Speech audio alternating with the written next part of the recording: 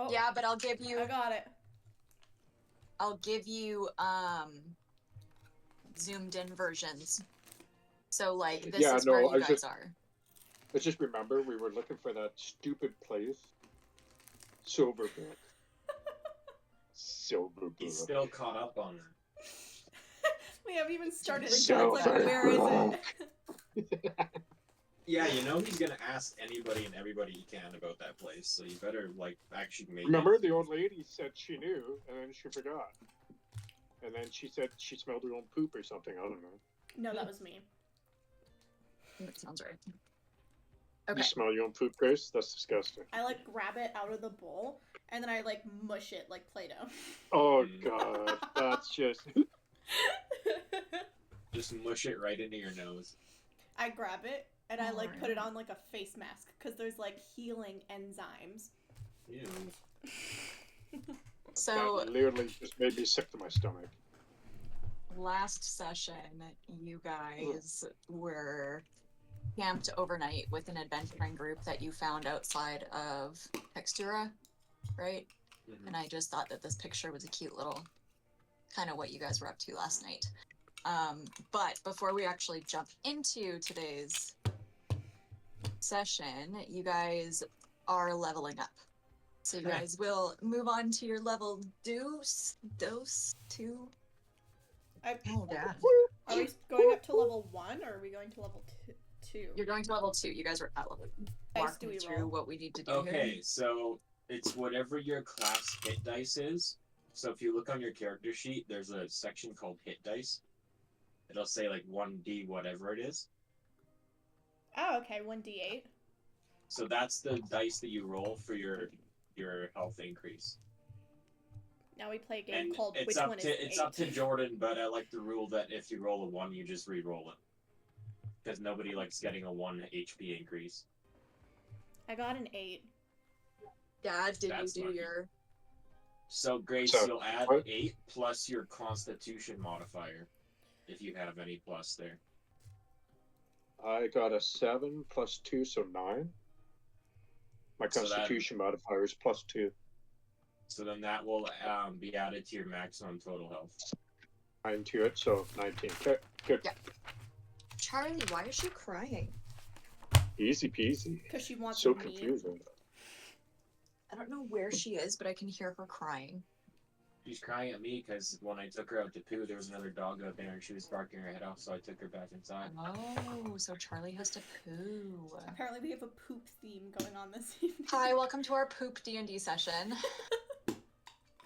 Grace, as far as I know, you unlock cunning action. So starting at 2nd level, your quick thinking and agility allow you to move and act quickly. So you get to take a bonus action on each of your turns in combat. And this action can be used only to take a dash, disengage, or hide action. Okay, so Dash Okay. lets me go further. Dad, Mine's an action surge. action surge, that's right. And what does that do? So you can push yourself beyond your normal limits for a moment. So on your turn, you take 1 additional action. Once you use this feature, you must finish a short or long rest before you can use it again. Yeah. Starting Okay. at the 17th level, you can use it twice before a rest, but only once on the same turn. Yeah. Annie Yep. gets reckless attack, I believe, Yeah. and danger sense as well. Yeah. And then Scribbs gets arcane tradition. Yeah, he gets his. He gets to pick one of the magic schools. He gets his Order of the Scribes, yeah. Everybody's, which His is Order of the Scribes bonus is he can conjure a magical quill. And he can write anything he wants anywhere with his magical quill, and then to erase it, all he has to do is wave the feather over it. And he also gets a sentient spellbook. okay, whatever that means. Okay. So, as the first rays of dawn filter through the canvas of the tent, the party begins to stir from their slumber. So Annie, the shy half-orc, found herself sprawled on the floor, her massive frame having outgrown the confines of the bedroll during the night. With a grunt, she pushes herself up, rubbing the sleep from her eyes as she tries to make sense of her surroundings. Nearby, Neela and Scribs are curled up on opposite ends of the bedroll. Their forms are intertwined in a tangle of limbs. Neela's fiery hair spills across the fabric, her cheek pressed against the soft material as she snores softly in her sleep. Scribs, the forest gnome, lay nestled against the other end, his glasses askew and his spellbook tucked securely under his arm. As the morning light illuminated the scene, Annie couldn't help but chuckle softly at the sight of her companions, their usual composed facades softened by the vulnerability of sleep. With a gentle shake of her head, she roused them from their slumber, ready to face the challenges of the day ahead. Some of the adventurers from the night before were already awake, packing up their bedrolls and other camping gear, efficiently rolling up tents and securing supplies in their packs. Others take a moment to savor the tranquility of the morning, sitting quietly by the fading embers of the campfire, lost in thought as they watch the sun struggle to rise over the horizon between the clouds. How is everyone spending their morning waking up? Is there coffee available?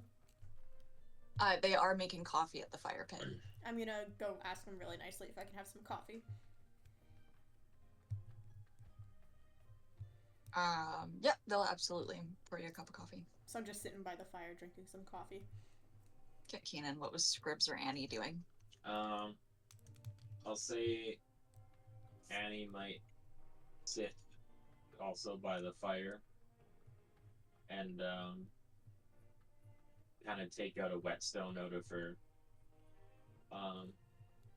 apron or something and just start kind of sharpening one of her weapons. When you said whetstone, I thought you meant that like a regular stone that was just wet, and I was like, why the fuck does she have that? No, whetstones are basically just like rounded stones that are used for sharpening. Me, like, is that not what that is? Like, Say hi, mommy. Hello, mother. Hello. Hi, Bonjour. Keenan. Hi, Jordy. Hi, Grace. Have fun. And Scribs, I imagine, is not a morning person, just like me. So he's just gonna take an extra few minutes, like laying in bed and just like whining about getting up. Okay. Dad, what is Rogar doing in the morning?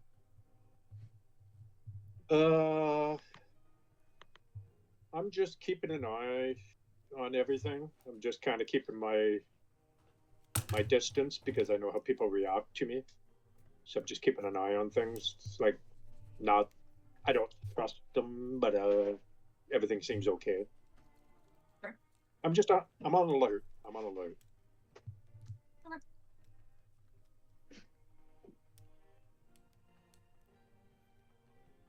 So as the group of adventurers around you guys start to pack up their campsites, everyone like is discussing their plans ahead for the day.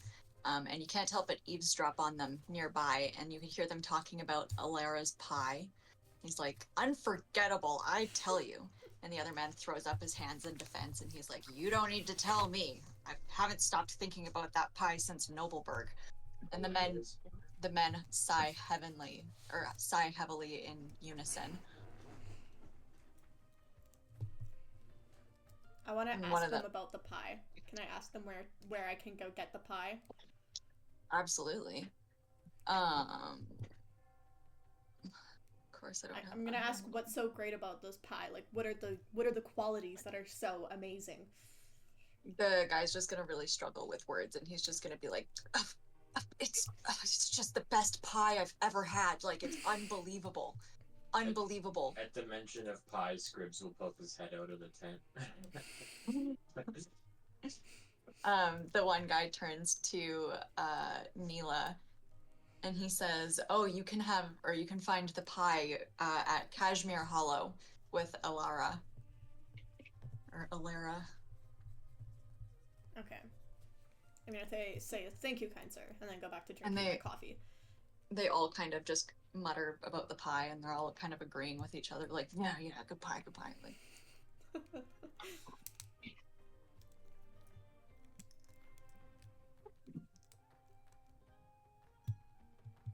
And so everybody packs up their campsites then. With everything dismantled, everyone sets off towards Textura. Their spirits are high and their hearts are filled with anticipation for the adventure that awaits them. Textura is a quaint town nestled on the outskirts of a vast forest, surrounded by lush greenery and rolling hills. The landscape is dotted with sheep farms and different fields underneath the dark gathering clouds, providing the essential materials for the town's thriving fabric industry. Colorful banners flutter wildly in the breeze.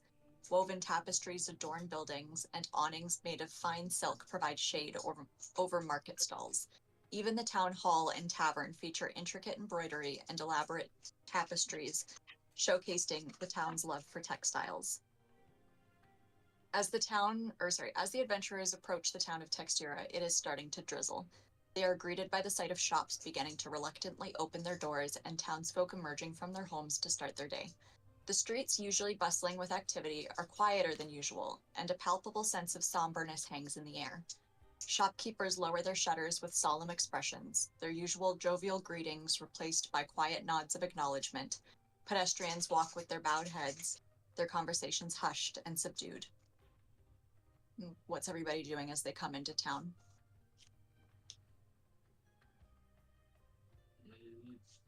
So everything's kind of just opening up now? Everything's slowly starting to just kind of open up. Well, does anybody need anything before we move on? Just as you guys are sitting there kind of looking at each other, talking about what you're going to do next, the group of adventurers are kind of already, they've left you guys behind. They're making their way through town still. And the lead adventurer turns back to you guys and he's like, we're heading down to the tavern for breakfast before this rain picks up. Are you guys going to join us, or what's your plan? They let us stay at their camp. I don't think we should also make them pay for our breakfast. John, I think you're muted. I can't hear you. You're muted. You have to turn your... Whoops. There you How go. much make it stop there? So we asked him, are you buying? It's just him, and he's like, kind of like, no. Like, You invited us, are you buying? you can join us. I think these guys have shown us enough kindness for the evening. They let us stay in their camp. I think we should leave them alone. I want to go look for Cashmere Hollow. Can I ask a townsperson or a shop owner how to get there? Absolutely, yeah. Who are you going to ask? Well, I don't know who's there. I mean, the adventurer standing right in front of you. I thought we were walking into town already.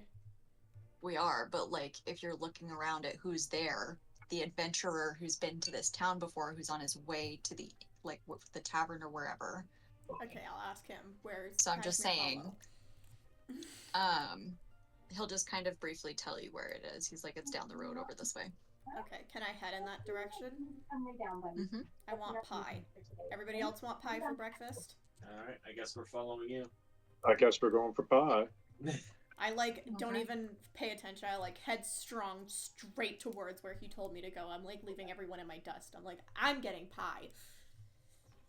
They say it's the best pie. Cashmere Hollow, and it's an inn. All right. So, approaching Cashmere Hollow, the party finds a cozy inn nestled by the roadside. Its whitewashed walls are adorned with colorful flowers, and a sign above the entrance welcomes travelers with a depiction of a hearth. Laughter can be heard from within, inviting weary travelers to rest and enjoy the warmth of the inn's hospitality.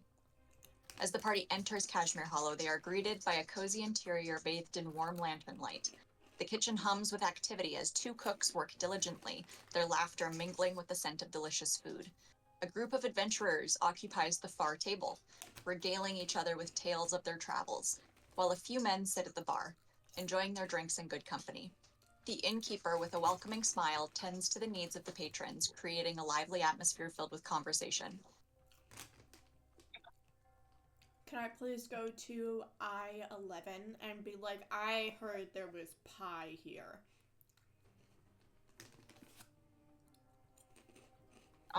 Is everybody else with Grace? Yeah, we'll just walk in.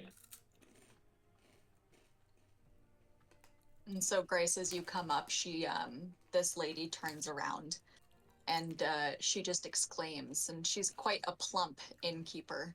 And she says, "Oh, well, hello there, travelers," she exclaims. "Welcome to Kashmir Hollow, where the fire's always warm and the ale's always cold. What can I do for you today? Need a cozy room for the night, or perhaps a hearty meal to fill your bellies? Whatever it is, I'm here to make your stay as delightful as can be." With a flourish of her hand, she gestures towards the cozy interior of the inn, inviting the party to make themselves at home. I look her in the eyes and I go, "I have traveled far and wide, as I have heard of your pie, and I'm here to try it." Okay, so this is the innkeeper. And you want to buy her pie. How much is her pie? Let's see if she has any pie. There you go.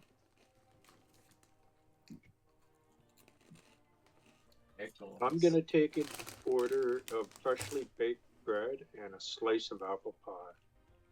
But I'm gonna save the bread for later. Okay. And so she writes your orders down on a little notepad. And a pint of stout, so it's $2, $6, $7, $8. I'm gonna do. I want to buy that Hearthside reading book, and then the apple pie.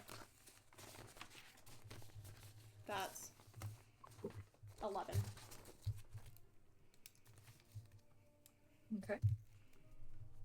Annie will do a tainted of ale and some grilled fish. Okay. And then Scribs is just gonna get a jar of pickles. Okay. That's 2 and 7. Well, all right. So she writes everything down and she flips the front of her notebook back and she's like, "Perfect. I will be right back."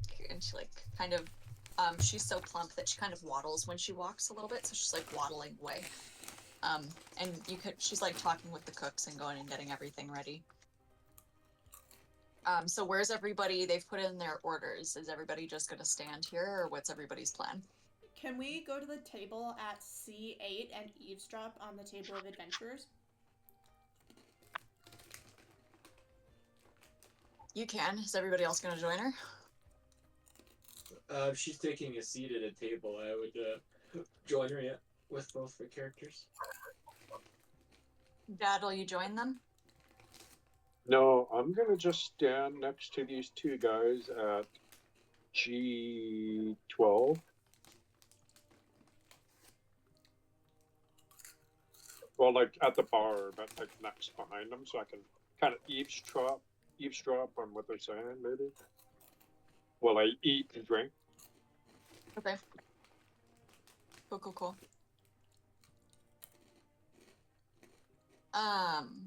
So as you guys are talking, these adventurers are quite loud. They're not drunk, they're just cheerful and in a good mood. They're spitting food, throwing stuff, kind of yelling. And they're just eavesdropping you guys are eavesdropping. They're talking about this adventure that they went on a couple years ago where they had to fight these snow trolls in this region that you guys haven't heard of yet. And they're just talking about how they were throwing snowballs as distractions. If I, as Scribs, look over at them, do I recognize any of them?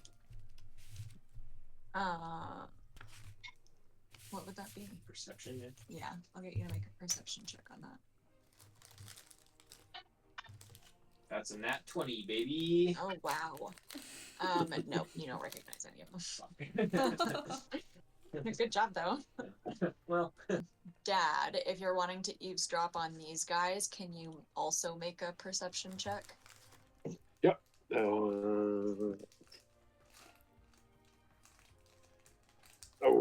4. A 4? Plus, I don't have anything for perception, so 4. 4. Yeah. As far as you can hear, they're not really talking about anything. He's too excited for breakfast. With the clanking of the dishes and stuff in the kitchen, because you're so close to the kitchen, you don't really hear anything. Right. I'd like to ask Elera if she's ever heard of Silverbrook, a place called Silverbrook. She puts her elbows down on the table all big, and she's like, And she, like, really thinks about it. And she's like, can't say that I have. I've had a lot of adventurers come through here, and I've never heard of that one. Okay. Thank you. And she kind of, like, just nods and goes back to, like, wiping down counters or whatever.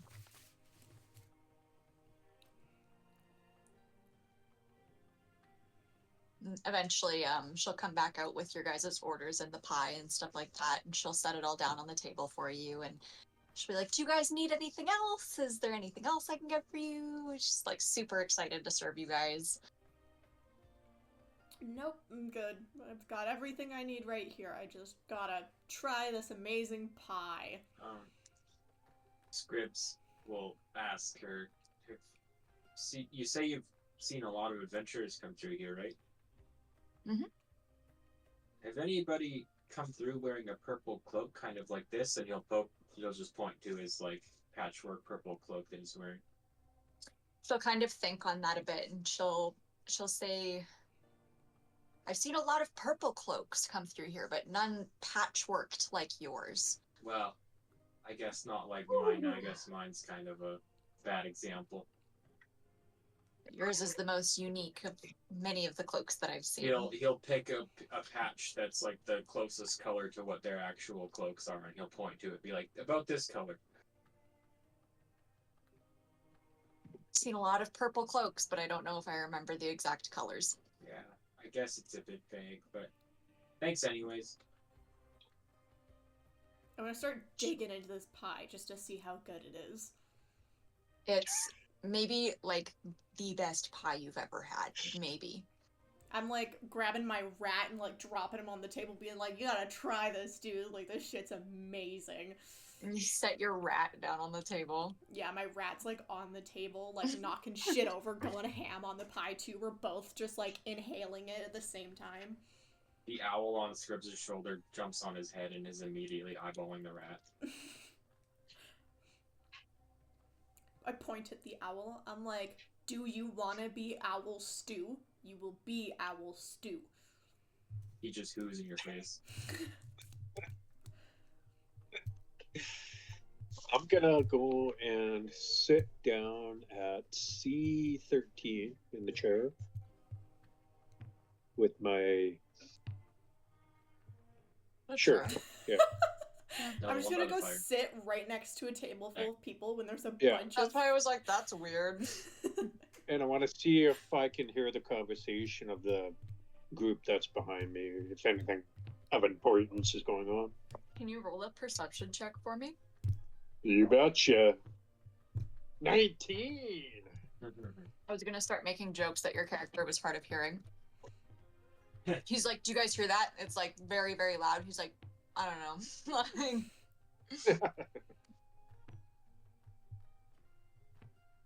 Because you're closer, you do hear them very clearly. They're still just talking about different adventures that they've all gone on together. Now they've moved away from this, like, snow troll that they were fighting. And they're talking about all of these different, like, snakes on this snake island. And so there were, like, all the different colors and all the different poisons. And just, like, how some of them got bit and the different effects that they had and all of that stuff. Different effects, you say? Like, the poisons might have different effects. So they're like, remember when I got bit and I couldn't walk straight for, like, a week? Oh, I thought you mean, like, got bit and I could fly or something. Not that you hear. Okay, keep listening. That's it. They just keep going. They're just talking about these different adventures that they've been on. I'm gonna go walk down that hallway in, like, column 5. I'm gonna be like, I'm going to the bathroom, and I'm gonna go walk down that hallway. And I'm going to walk into that room that has someone in it, and I'm gonna walk in, and I'm gonna really loudly go, this isn't the bathroom, to wake the person up so that I can talk to them. What the hell? Why you go? How did you even know somebody was there? You just I don't know where the bathroom is. Is there a sign? Wake up, motherfucker! Grace, can you roll a 20 for me? Yeah. She's gonna roll a natural 20, watch. I got a 6.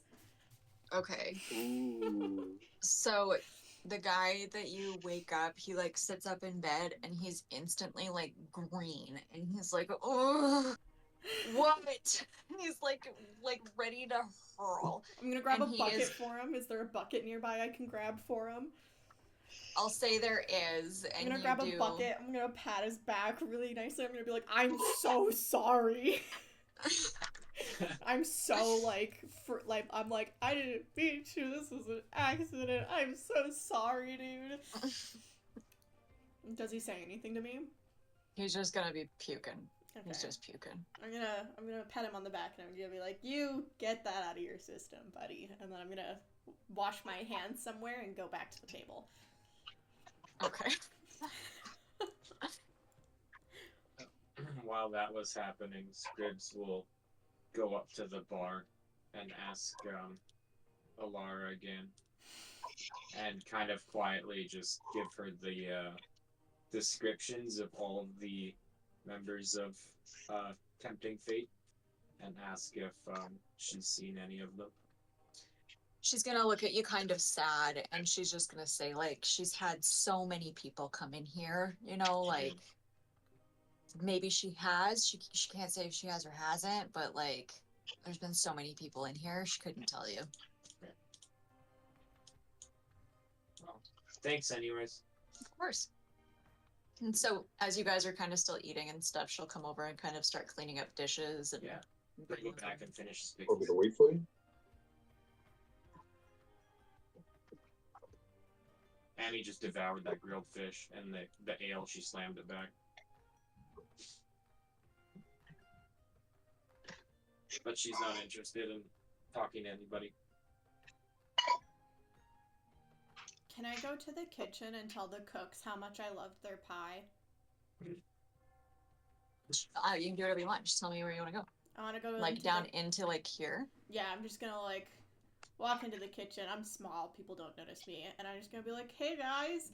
First of all, as soon as you say, hey guys, from walking in the kitchen, they're both immediately startled and bearing knives at you, like, I'm gonna be like, whoa, I just wanted to say I really, really like the pie. I'm sorry to have scared you. That is Alara's pie. We don't make the pie. Well, it was very, very good. Do you guys have any free food in here I can take that nobody's gonna eat? Get out! I scurry back to the table. Are you sure you're not the rat? I am the rat. Also, why did you make the chef's French, huh? It just felt right. That's fair. What are you listening to? Look at his picture. You mean to tell me that guy's not French? That's a French chef. Oh, if I knew that's what they looked like, I wouldn't have gone in there. They're so scary. I'm gonna sit there happily, because I ate some pie. And I'm like, alright, now, guys, where do we want to go from here? Do we want to go... Is it raining outside? What's the weather gonna look like today? I ask Alara, and I'm gonna ask her, I'm gonna be like, hey, what's the weather looking like for the next, I don't know, like 3-4 days? Let me check my iPhone. Yeah, she's like, kind of like looks at you and like looks outside, and she's like, well, it's raining, so... Look at everybody, I'm gonna be like, do we have rain clothes, y'all? Do we need clothes to protect us from the weather? Scripps will just flip up his cloak over his head. We're in the It's not raining super hard, it's just raining hard enough that, like, it's wet outside. Okay. I don't know, I have no fucking clue where we're supposed to go from here, dog. Like... Scripps will walk up to the bar again and ask Laura. I just imagine little Scribs, like, getting down off the big stool and Yeah. going across the bar. The little, like, cartoon Going up to the footstep counter. noises. Excuse me, miss. Yes. She bends down the counter. Yes, dear. And then he's like, "Thank you." And, like, goes back up to the table. And he's just like, this is the third time he's come now. Yeah, for real. Well, he keeps thinking of stuff to ask her. So he's gonna say, "Excuse me, we're new in town and we don't really know what there is to do here, so could you tell us a little bit of what's around?" Of course. I mean, what is it that you guys are kind of here for, you know? Like, Well, we're on a really important mission and I can't say much about it, but From the we're other just side of kind the of room, I'm gonna be passing like, a through. princess is dead. Well, she's gonna, when you do that, Grace, she's gonna, like, get really somber looking and be like, like, we heard last night, and, like, she's gonna get very sad very quick. I'm sorry about her, just don't mind her. So we're just kind of passing through, and we just wanted to know if there's anything in this town we should, be aware of, or we should check out, maybe. Considering you're on a very, very important quest, I would say you can stock up on usually whatever you need at Textura's Treasures and Trinkets. That's our general store. I'm writing that down. If you need any information, I would maybe go talk to Tilly over at the Knowledge Keep. If you need any weapons. What? Is there a map place? I'm gonna assume that Rogar, like, yells that from his chair. Where's the map? Or something. And so where's the map place? Yeah. And she's gonna say, well, if you need a map, I would go see Treasures and Trinkets. They would probably have some maps that you could use. What was that one? Millie and... Thank you. It was Tilly at the Knowledge Keep. Tilly at the Knowledge Keep? Mm-hmm. That's the library. Wants to go. That's the library. Oh, yeah. We also have a blacksmith in town if you need to see him. If you need to go do a couple prayers, there's a temple. And then if you guys need some drinks to kind of wind down at the end of your trip, because the weather's not good. Like, I don't see you guys traveling today, right? So, like, if you guys want to just put your feet up, wait until the weather lightens up, we do have a tavern for you to go and, have an ale at as well. Perfect. Thank you so much. I want to go to Treasures and Trinkets. I also bought Treasures and Trinkets. I want to go to the library, but we can go there after Treasures and Trinkets. I like it scripts, and I go, if you're really patient while we're at Treasures and Trinkets, we can go to the library after for you, and you can take as long as you want at the library. Deal. Before we leave, we tell her thank you so much for the wonderful pie. As the party rises from their seats, gathering their belongings and beginning to depart, the brown-haired waitress approaches with a warm smile. And she says, "Oh, my dear adventurers, as you venture forth into the great unknown, may the winds of fortune carry you to glory, and may your pockets be filled with gold. Fare thee well, may your armor stay shiny, and your ale be forever cold." And she like takes out a little handkerchief and like waves it at you guys dramatically as you leave. Did you just cast a fucking spell on us? Like, what was that? She's just a lady. She's literally just a girl. She's just a girl in her little inn. Okay. So as the adventurers traverse the bustling streets of the town, they approach a charming general store. Where did Dad go? He can still hear us. He has it's connected to his hearing aids. Or right, Father? They approach it. I think he's just not listening. Dad. Whatever, not my problem. Dad. Dad. Dad. Dad. Dad. I'm gonna hear Dad. Mom go, "The girls are calling you." Dad. Dad. What? Can you hear us? I'm here. Can you You're not. hear us? I'm getting my food. Can you hear us? I'm here. I think the answer is no. No. Well, you heard that, so I think you're good. I think you can hear Jordan. I don't think you can hear me for some reason. I can hear you, Grace. You're going, Dad, Dad, Dad. Then why the fuck didn't you respond? Because I was over at the kitchen, way over there. Mom and Dad don't know how FaceTime work. How FaceTime work? How FaceTime work. Unga bunga. They approach a charming general store, okay? Named Texturas, Treasures, and Trinkets. Your camera's a bit crooked now. It's okay. I'm crooked. I want to go to Treasures and Trinkets. The exterior of the store exudes an inviting charm with colorful banners fluttering in the gentle breeze and rain, and a wooden sign adorned with intricate carvings proudly displaying the shop's name. As the adventurers step into Textura's Treasures and Trinkets, they are met with a cozy atmosphere lit by lanterns. Shelves are packed with all sorts of stuff, from shiny jewelry to exotic knickknacks. The air smells nice, like herbs and wood, making it feel welcome and exciting. Towards the back, a man works diligently at a wooden counter, carefully mixing herbs while two customers browse the items in the store. I immediately beeline it for the trinkets, the exotic trinkets that you speak of. Grace, you want to go to the trinkets? Yes. Let's say that they're here on the table. Scribs will look at books. Scribs is off at the books. Annie sees that big axe on the back and she'll go have a look at it. Annie's gonna look at the axe. What's Dad doing?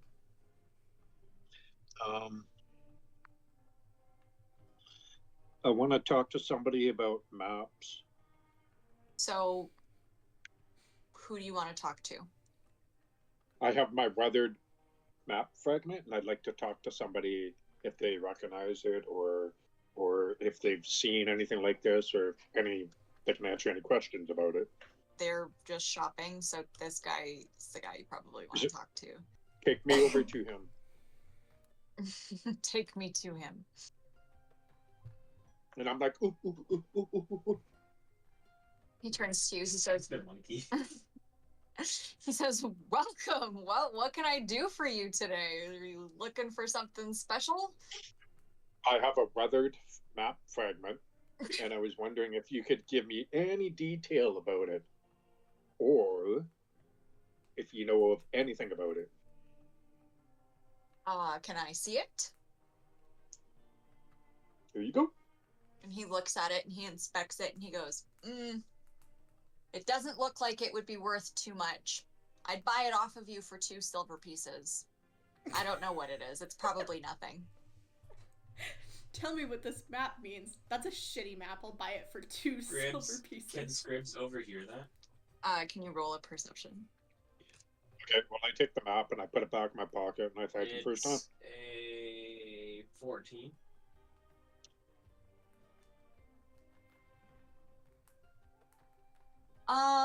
Yeah, you'll kind of catch the end tail of that conversation. Do I believe him that he doesn't know what it is? So then you would just roll a 20.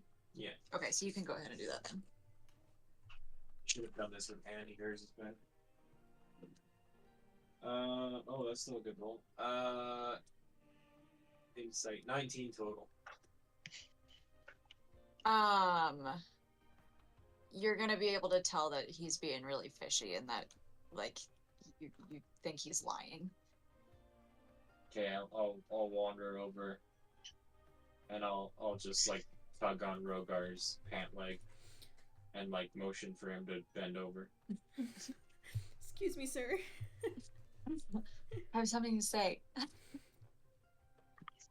And I'll say, Rogar, I think he's lying. I think he knows more.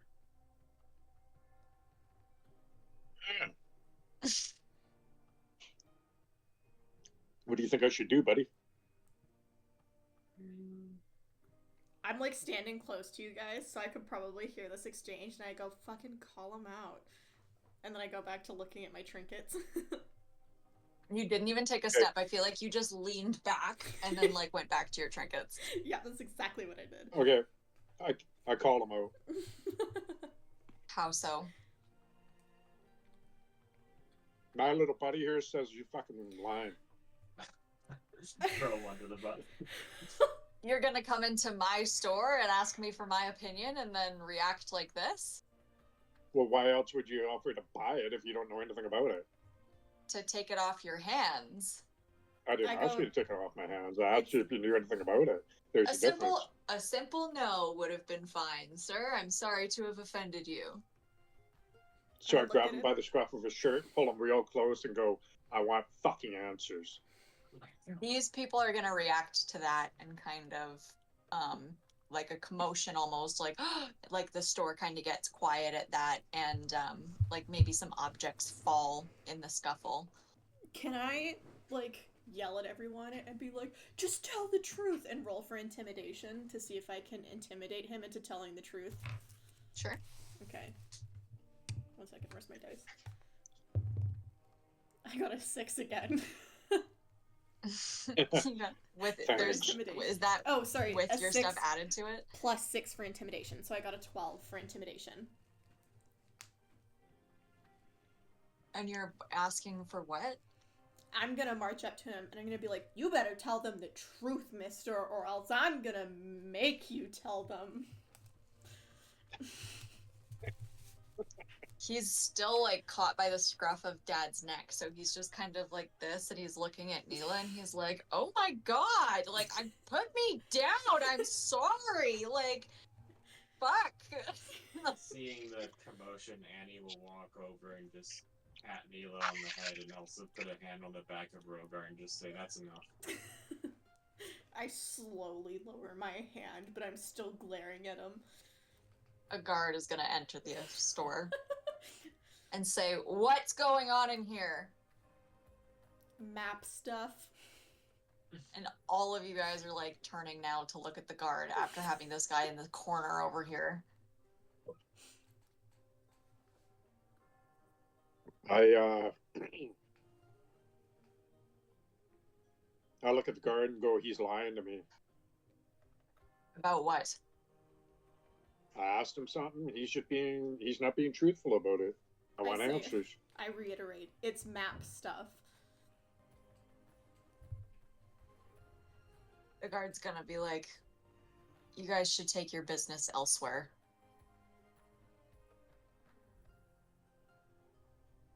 No. Are we getting kicked out? You guys are in here threatening this owner of the shop here. Can I persuade the guard not to kick us out? Go ahead, roll for persuasion. Okay, I say to the What are you gonna guard, say to him? I got an 18 what plus would it take for you 6 to for look the other way? persuasion. Sorry, Dad? I look at the guard and go, what would it take for you to look the other way so I can finish my business here? Okay, and then Grace, you rolled a what? I rolled an 18 plus 6 for persuasion. And what do you do? I'm gonna go, sorry, we've learned our lesson. We won't yell at anyone anymore. Just please let us continue shopping here. I really need some trinkets. This is very important to me, and it would just mean so much to me as someone who's visiting Textura to be able to shop in this fine establishment. I am so sorry for the trouble we have caused. I just want to take a minute to acknowledge that Grace is the asshole shit disturber of the party, and she just had the most adult, mature, like... Yeah. Scribbs is gonna look at her taken aback, like did that even, really just come out of you? Even the shop owner is like, they can stay. I look at the guard and I go, it's settled, and I go back to my table and look at the trinkets. Everybody just watches her go back to the table with like their jaws open. And he'll leave. Okay, I release my grip from the owner. You were holding him that whole time? Yeah. Yeah. That's why I was looking at the guard, like, no. Gracie's like, you're like, we're super sorry, like... So I show him the map fragment again and ask again, do you know anything about this map? He's like starting to get like shaky, like kind of, he's getting really nervous, and he was like, I don't know myself about this map, but I think it might be important, and you should go talk to Tilly about it over at the knowledge place. Another reason to go to the library, bitches. Is there a list of things I can buy from the trinket store or for the trinket table before we leave? There is, Grace. I fucking love And he's trinkets. also gonna ask him to put the axe on the table. Oh, there's so much good shit, but I don't have any money. Yeah, why is this all so expensive? Holy shit. Grace, remember when I was in my car? Mm-hmm. I said that there was some pricing stuff I gotta deal with. Is this the pricing stuff you had to deal with? I think so.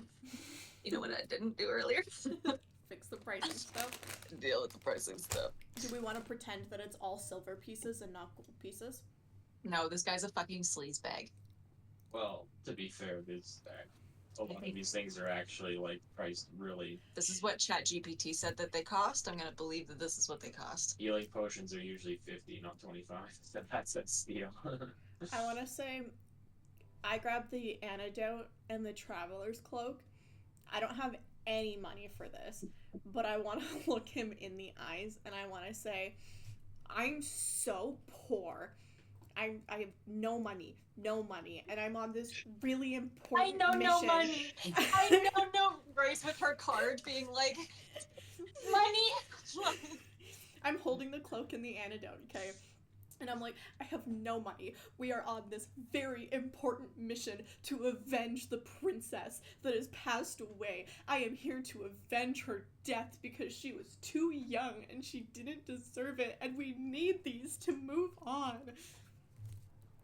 Go ahead and roll for... What am I rolling? A 20 always. For what? So 20. This 20. would be... Would this be... This would be... Don't tell me. This would be persuasion. Would it be persuasion or deception? This would be persuasion because you're not saying a lie. You're telling the truth. You're poor and you're on a thing and you need these. You're trying to persuade him into All giving right. it to you for free. Let's see. I got a 15 plus 6, so that's 21. Ooh. That doesn't mean anything, Grace. You wanted the what? The antidote and the traveler's cloak. And I want them for free. I'm not paying any money. He's gonna kind of look at you like really like, who are you people kind of deal. And he is gonna kind of really quietly say, our town loved the princess and we really hope that you can bring this to justice. So I will allow you to take the antidote, but not the traveler's cloak. Okay, I'll take the antidote. I'll go, sir, you have done a service for your county, and we thank you. He's all like proud when you're saying this. He's all like, oh, of course I am. Like, hell yeah. Okay, I want to buy the traveler's cloak, and I want to buy a town map. Do you have enough gold pieces for that? Yeah, I have 97 gold pieces. No, those are silver pieces. Because you start with 100 being a... Oh, yeah. Mr. Keenan? Oh, I don't have any money on either of my characters for any of this shit, so I'm good. Okay. It's all too expensive for me. I would try and steal something, but he already gave me something for free, so that feels kind of morally wrong. Grace, you're like, thank you so much for letting me rob you blind. Grace is like looking at the trinkets on the table, like, That wooden carved figure looks like it would be quite easy to swipe. Does the brass ring look magical at all, or is it just a ring? The tarnished brass ring? Yeah. It just looks like a plain brass ring. Alright, does anybody want to buy anything else? No, I don't think so. Does anybody want to do anything else while they're here? You want to threaten anybody else while you're feeling feisty? Didn't Annie want to look at the axe? We didn't do that. Oh yeah, Annie wanted to look at the axe. Annie asked about it. Yeah, I was gonna ask about that too. I don't know if he had the axe for sale. Is it just a decoration piece? Yeah, it is. But he's gonna give you this whole long story about how it was this famous soldier who wielded this awesome axe, and he went into battle and he sliced off the head of this king and blah blah blah blah, and he would maybe sell it to you for a very high, generous price. Inspecting it, can Annie use her background to determine like if it was made, like if it's a good make or if it's not good? Considering her metalwork background, absolutely. The history of it, kind of, just by inspecting. I'll just get you to roll a d20 for that, though. It's just a straight 20? Yeah. 20. Okay, yeah, she's able to tell that it's garbage. That's not a good axe at all. He's a lying It's POS. actually made of cardboard. It's just painted really well. It's made of popsicle sticks and glue. She won't say anything. She'll just nod and say, okay, thanks, and she'll just walk out. Cool. Okay, so as you guys are leaving, thanks to Rogar, you guys have a town map now. So here's your town map. I also want to say that you're about at midday now. It's now about midday in town. Right. I have a feeling we're going to spend a lot of time in the library, so maybe we could stay the night at the Traveler's Inn. Considering it's raining, too. True. Where's the knowledge keep? So that's the library. Oh, is it? Oh, okay. So that's going to be here. I'd like to go to the library. Yeah. Scribs is all about that. Rogar and Scribs are like skipping down the street together. They're all happy and excited. All right. I think Annie will start with them at the library, but if it takes too long, she'll probably wander over to the blacksmith. All right. So as the party approaches Textura's town library, they're greeted by a quaint two-story building with a weathered brick facade adorned with climbing ivory and flowering vines. Large arched windows line the front of the building, allowing sunlight to stream into the interior and casting warm, inviting pools of light onto the cobblestone path below. A wrought iron sign bearing the word "The Knowledge Keep" in elegant script hangs above the entrance, swaying gently in the breeze. As the party steps into the small library, they are greeted by the sight of shelves upon shelves of books lining the walls. The scent of old paper fills the air, mingling with the faint aroma of wood polish. Despite the abundance of knowledge surrounding them, the library appears empty, except for one small figure bustling about. A cheerful kobold librarian. Let me go. Kobold? Kobold, is that how you say it? Yeah. Kobold? Aww. Kobolds are like skinny dragon people. With an armful of books, they look up from their task and they beam at the party as they enter. "Welcome, welcome," she chirps, her voice filled with warmth and enthusiasm. "How may I assist you today?" I have a weathered map fragment I'd like you to look at. I'm gonna... Rogar coming in with the map fragment above his head. "I have a map fragment." I'd like to go up to her really quietly and ask if she has a Thieves' Cant section of books. Hey, you just wait your fucking turn. You're gonna ask her 50 million questions. I'm asking if there's a section of books I can go This is happening real time right now. They're shoving each other at the front counter like, "Shut up, it's my turn. I'm just asking this." I am asking a question. I'm gonna get you both to roll a 20. I got a 19. Dad. What? Roll a 20. Oh, sorry. Scribs is just gonna look around the room wide-eyed and just like take it all in. 16. Okay, so Grace is gonna go first. Is there a section of books in Thieves' Cant? She's gonna say, "Absolutely, you can find them in aisle 6. I skip on over to aisle 6. I don't know where that is. We'll just say it's over here. Okay, Rogar. Here's my map. Tell me about it.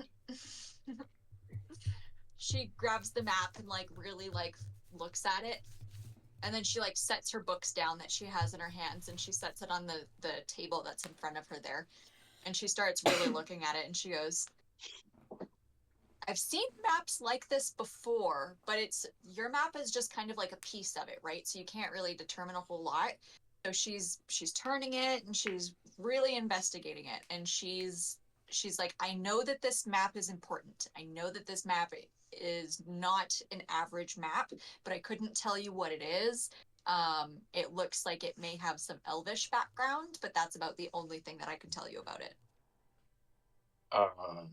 Is there somebody that speaks Elvish that could help us?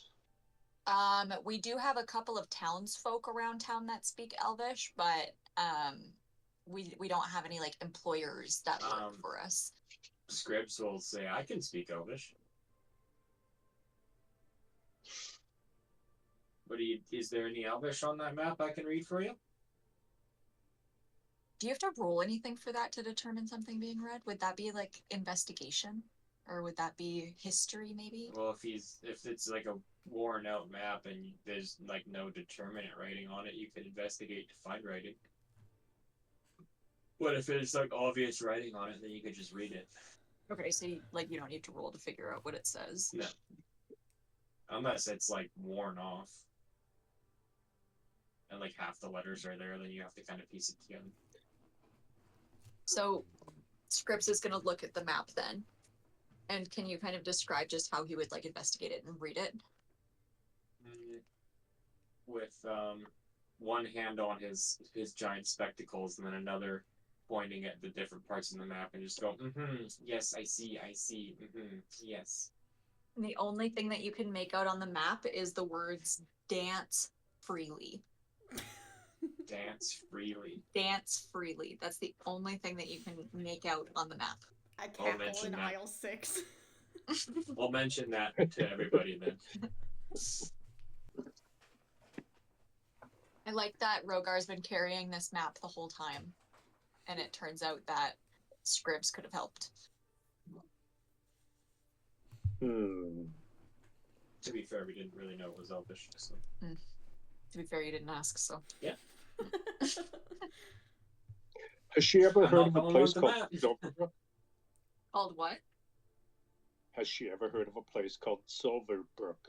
Called Silverbrook. She's gonna get super, super excited, and she's gonna say Silverbrook.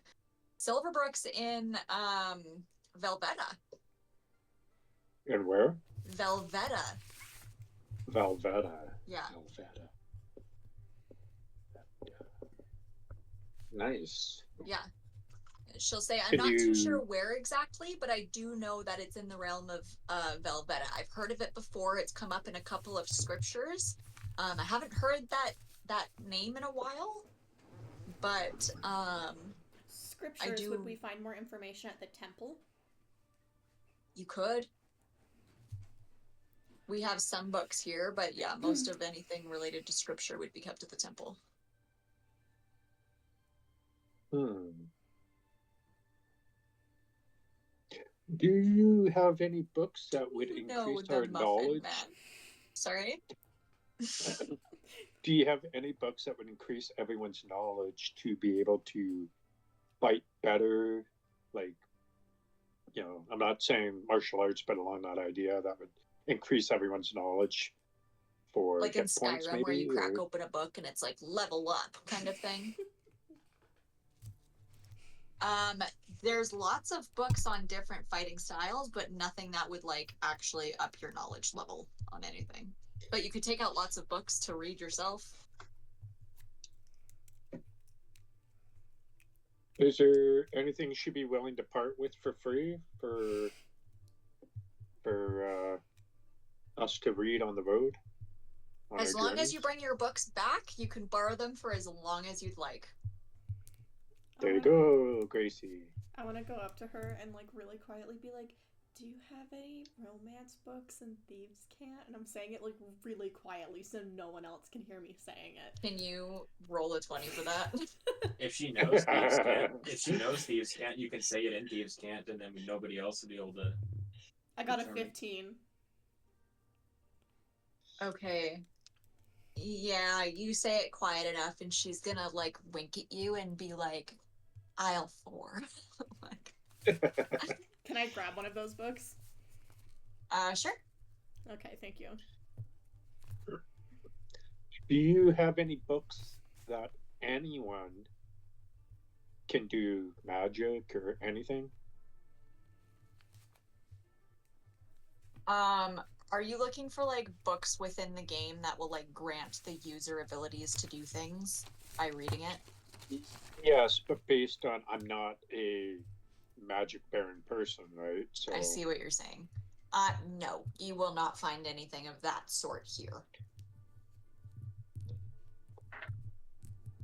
Thank you. Mm-hmm. Anyways. Is there anything else anybody wants to do here? Yeah, Scribs will go to the front desk there. And he'll go, sorry, your name's Tilly, right? Tilly Quick Scroll. Oh, it's, nice to meet you. My name's Gimbal. Gimbal. I have this book that I was just given, and I'll pull out the Compendium of Arcane Knowledge. Mm-hmm.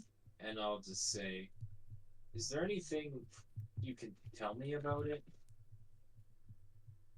I've had a look at it briefly, and some of it's in different languages, and some of it I don't understand yet. She'll take the book from your hand and she'll do like a quick little like flip through the pages, and she'll like laugh and she'll be like, "Oh my gosh, I haven't seen one of these in years." And she'll say like, "This is something that young wizards use as they are learning all of the different types of magic out there. So it has like a bunch of different languages, it has a bunch of different stuff about plants, it has a bunch of different spell stuff. So it's a really great way for you to kind of dip your toes into each of the different sections of magic. So it's that she'll just kind of explain that that's kind of what the book's about." Yeah. Mm-hmm. Cool. Thank you. Mm-hmm. Annie will go, anybody want to follow me to the blacksmith? I pipe up and I'm like, fuck yeah! And like follow her out of the store.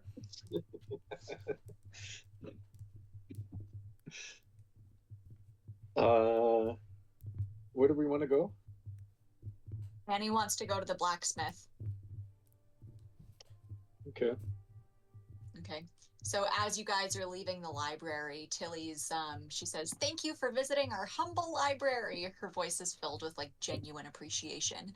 "May your journeys be filled with knowledge and adventure. Until we meet again, safe travels." One more quick thing too. Scribs is gonna stay behind as everybody's leaving. And he'll pull out his green book.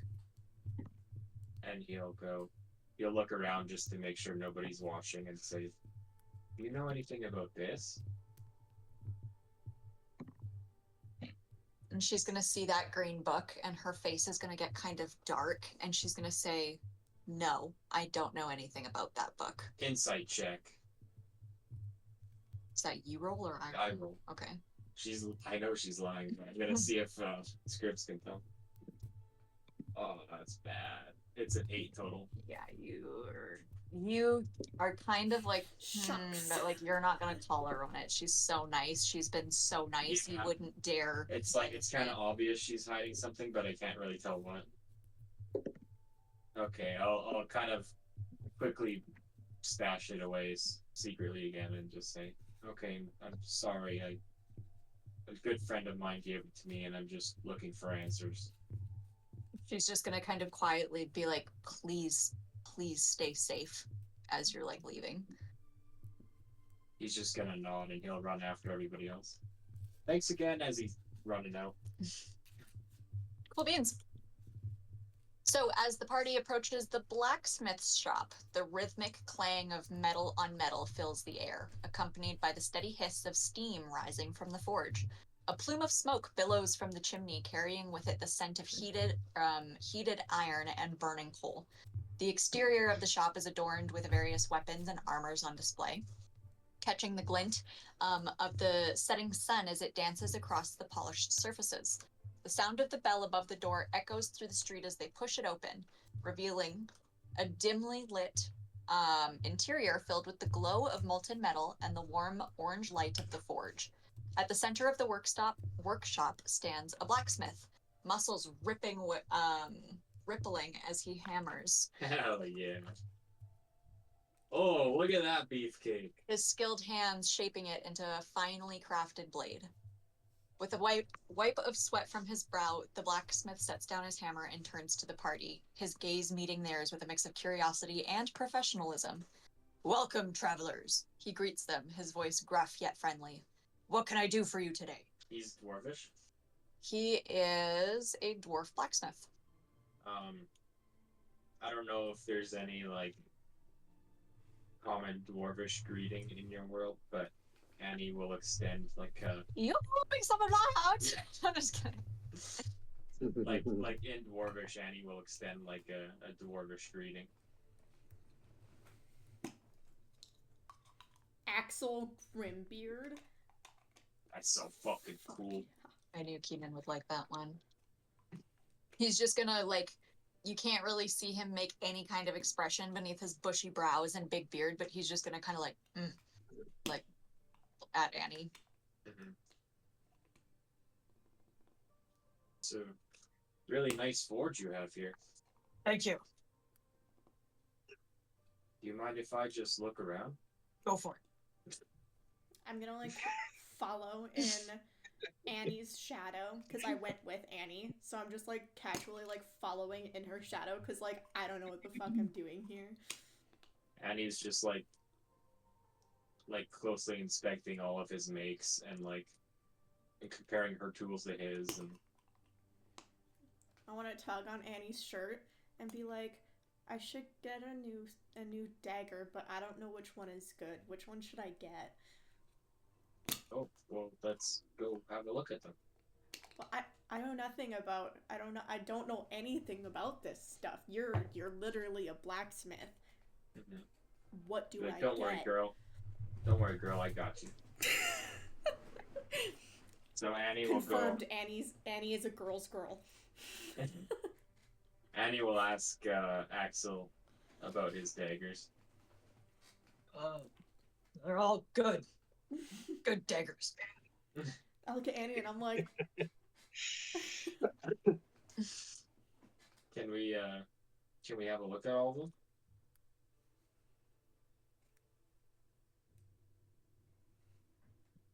He has only some iron daggers available for you guys to be taking a look at. So they're all different types of iron daggers that you guys are seeing. So expensive. I don't have any money. I go, and then walk away. Can Annie use her background feature again to inspect the iron daggers and see if there's one that's maybe worth a little less than its like, you know, like it's made strong still, but like it maybe has a few imperfections that she could point out to get a discount? Is that something you would have to roll for, or is it something I choose? I can roll for it if you want, like an investigation check maybe. Yeah, I would do that. Okay. With my -1 investigation. Mm-hmm. So that's an 8 total. 8? Yeah. You do not see any daggers. Can I try and persuade for a free dagger again? You could. I want to hear this story. I want to say it first and then roll to see how it lands, because I feel like rolling and then talking is worse. I don't know. You have to say it and then roll. Yeah. So like, what is it that you're gonna do? I'm gonna go to the counter and I'm gonna be like, "Sir, I am so little that So I'm just little. a baby. Last time I was so broke. I can't I can't hold these big swords and these big everything. I need something small, lightweight, compact, just like me. I need an iron dagger. I don't have iron dagger money if you're picking up what I'm putting down. I need something that is reliable and free. Because I'm just a little gal who needs to protect herself. I mean, you want to help a little gal out, right? Like you're so big and massive, you probably can't even fathom a little gal like me needs something to protect herself with. His face has not changed once since you've been having this whole spiel. He's like same face that he had when you started. I'm gonna roll now. I'm gonna put my camera down for this because I feel like this is gonna be beautiful. Ready? Can I say I'm chuckling? That's an 8 plus 6 for persuasion. So was that like 15? Let me pull up my calculator. I'm bad at math. It does not work, and he's just gonna keep staring at you. And like just breathing heavy. I'm gonna look at him and I'm gonna be like, not a fan, okay, tough crowd. And then I go stand behind Annie.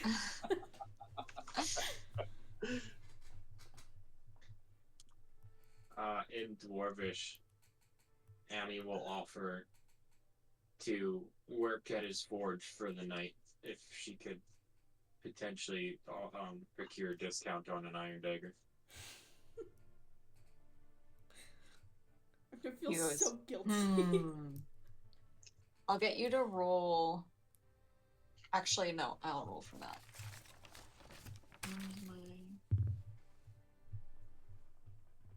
You don't want me to roll persuasion? Just out of curiosity, I will get you George. to roll persuasion. Huh? The iron chainmail, how much would that increase your armor class? That's a great question. Let me look it up. I rolled a 19, I can ask ChatGPT while you and Keenan do your thing. Well, it's just, I'm interested in buying it if it's going to increase the armor class more, right? Chainmail is 16 AC. Sorry, how much? 16. It increases 15 or it is 15? It is 16. If you wear it, your armor class would be 16. So it's only plus whatever. My armor class is only 11 right now, so. How much is it? 20. I don't want to spend all my money. I don't want to be broke like that little persuasion sobbing story person. I glare at him. I'm like... I look at the blacksmith and I ask him, is there anything you could do to the weapon I have that may increase my hit points possible? Like you're wanting modifications on your weapon kind of thing? Possibly, yes. It depends on what you want. If you can tell me what you want and how that would increase it, I'd consider it, yeah. Okay, I have to think about it. Because it is a special weapon I have. It's a family heirloom, right? So.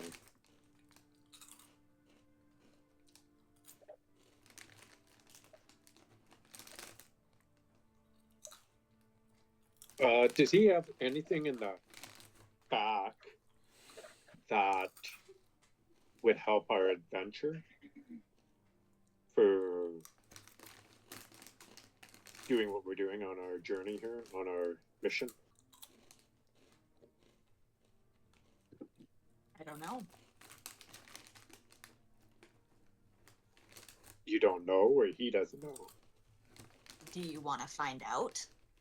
Yeah, that's what I said. How would you like to find out? Does he? You're not asking the right questions. Anything in the back? You need to play the game. Are you going to go in and look in the back? How are you going to investigate? How are you going to determine? Do that again. What? I'm asking him. You're asking him if he has anything in the back that's going to help your adventure. Yeah, that he doesn't normally put up for sale. Oh, I see what you're saying. No, he does not. You know, like something that not everybody has. Got it. No, he does not. Okay. Does he know of anyone of elvish nature in town? Seeing as he's a blacksmith, sometimes elvish people come in there for weapons and stuff. There are people in the town who are elvish, yes.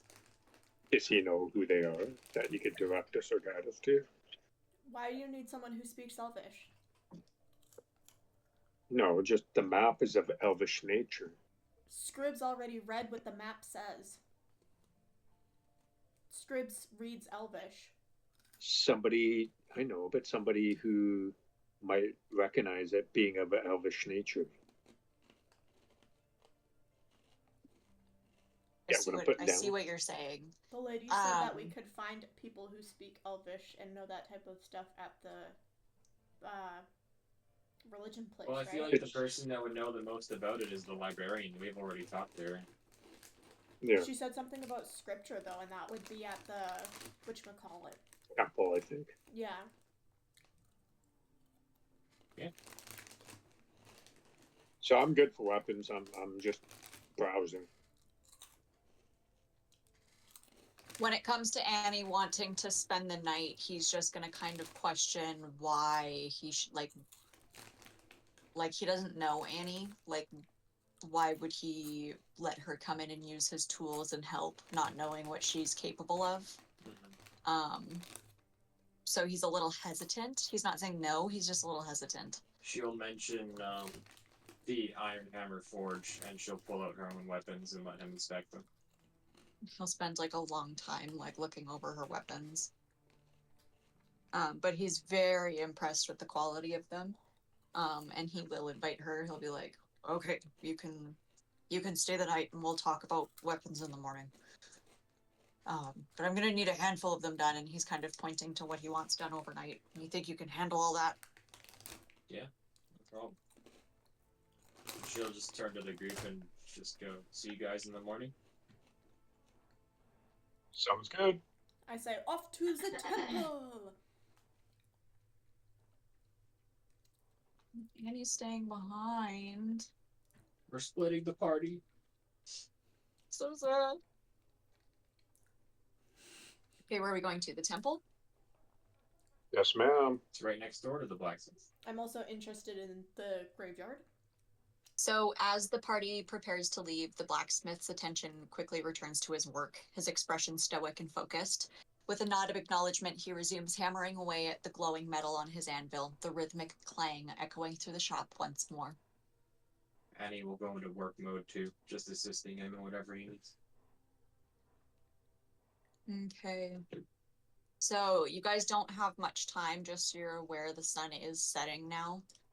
Like it was setting a bit earlier, but now it's like you guys are losing light. Should we go to the Traveler's Inn then? You can still go to the temple. There's still a little bit of daylight left. I'm just letting you guys know, like... How about we hit the temple and then we'll sleep at the inn? Good plan. Yeah, see if I can just answer a few questions, and then we could go back to the Cashmere Hall, get a room for the night.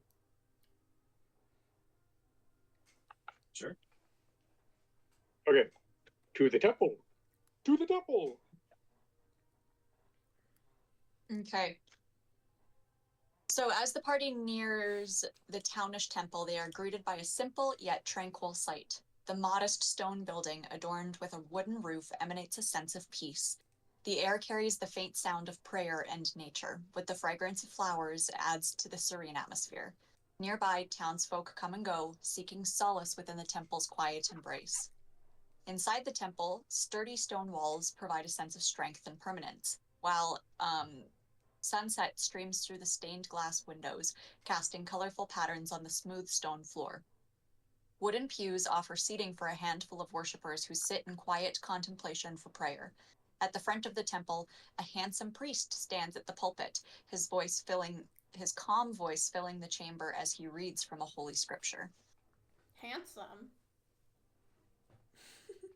I'm working on it. How handsome are we talking? I'm working on it. Oh, shit.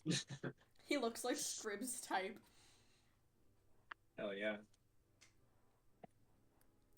I nod to Scribs and I say, under my breath, I really quietly say, keep him busy. I'm gonna try and sneak down into that little... The priest, keep the priest busy. I want to sneak around back and go down that stairway in the back. He's gonna...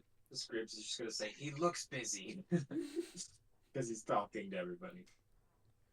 Can I try and sneak through to that back staircase? We haven't even got in yet. Actually, chill out. you guys should ask your questions first before I fuck around in case I mess something up. You're gonna fuck around and find out too? Yeah, I think you should ask your questions first, though, and then...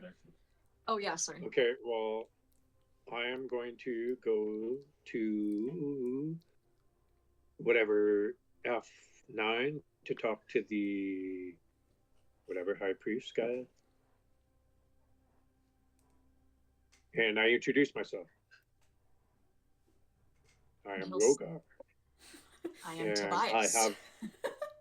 I have some questions about this weathered map fragment. If he could help me out with it. I'm assuming you pull it out and hand it to him. And he is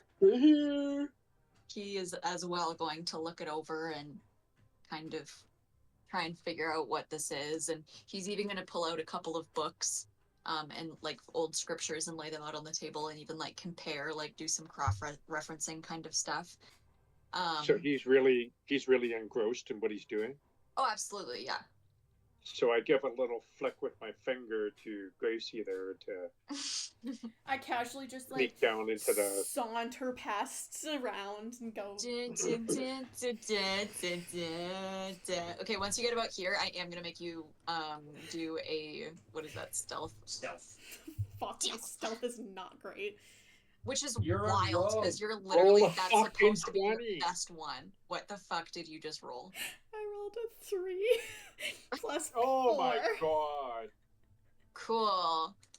So, I'm gonna say you go to I'm walking around the corner and I trip and I land on my stomach and my bags and everything in my bags fly everywhere. Sure. You're literally like Looney Tunes cartoon sneaking and then you trip, yeah. It's more like high school bump into a bully, papers fly everywhere type of vibe. I'm gonna make it worse in the way that you're in a temple and it's all stone, so when you fall, he stops reading his scripture, of course, so now it's like dead quiet in there too, and you have all those trinkets, so it's all like these metal trinkets hitting this stone floor, and they're all like rolling too, Clank, and clank, so it's just clank, like clank, toink, clank, toink, clank, toink, toink, toink, and Grace is just like you guys are making awkward eye contacts the whole time. Scripps watching that is just gonna do like a little fireworks show with minor illusion and just like kind of like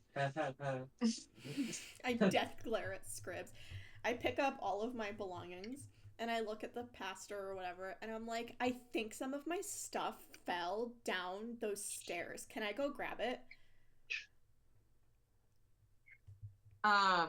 He's gonna say, yeah, you can, that's fine. Okay, I go down the stairs.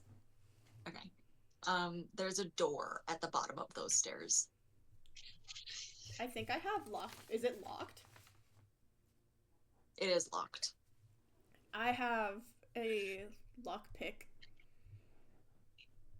How do I lockpick things? How do I pick locks, per se? Keenan, would you care to help her with this? So you roll a 20 and you add your dexterity modifier. Okay. Plus your proficiency if you are proficient with thieves' tools, which I believe all rogues are automatically. Okay, so with my dexterity and my proficiency bonus, that would be a total of +6 plus whatever I roll, right? Yeah. Okay. Let's see if I can pick the lock, because I just fell and dropped everything everywhere. I got a 5 plus 6, so that's an 11. Did I pick the lock? You do not pick the lock. But I'm gonna say you did it enough, well enough that he doesn't notice that you tried to pick the lock. Cool beans, cool beans. I'm like, I walk up the stairs and I really loudly go, I found it! And then I walk over to everyone else. Screams is just gonna shake his head at you as you're walking back. Tobias is finally gonna, like, after Grace's whole ordeal, he's gonna come back up from, like, comparing the scripture, and he's gonna say, I really can't be certain, but he's not even listening, and it's his fucking map that he's been so fucking obsessed about this whole game. He eats the map. Tobias eats the map, and he shits it back out. And then slams it on the table. What were you asking? I was telling you that Tobias has information for you. Oh, perfect. About the... So he comes back up from cross-comparing after Grace did all of her shit. And he's like, I can't be certain. But from some of the scripture that we have here, and from what you're showing me, I do have theories that this is from scripture from Dionysus, from his temples. So I would go see someone about Dionysus's temples. And where is that? There's lots in the cities. In the bigger cities, you can usually find them.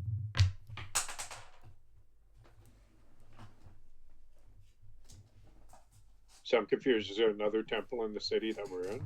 Or Not in the city you're in. This is the only temple in this city, but like when you guys go to bigger cities, there's lots of different types of temples for different gods. So you should be able to find a temple for Dionysus in a bigger city.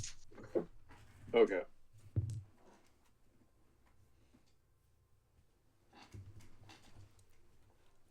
Is there any statues or symbolism in this temple for what god they worship here?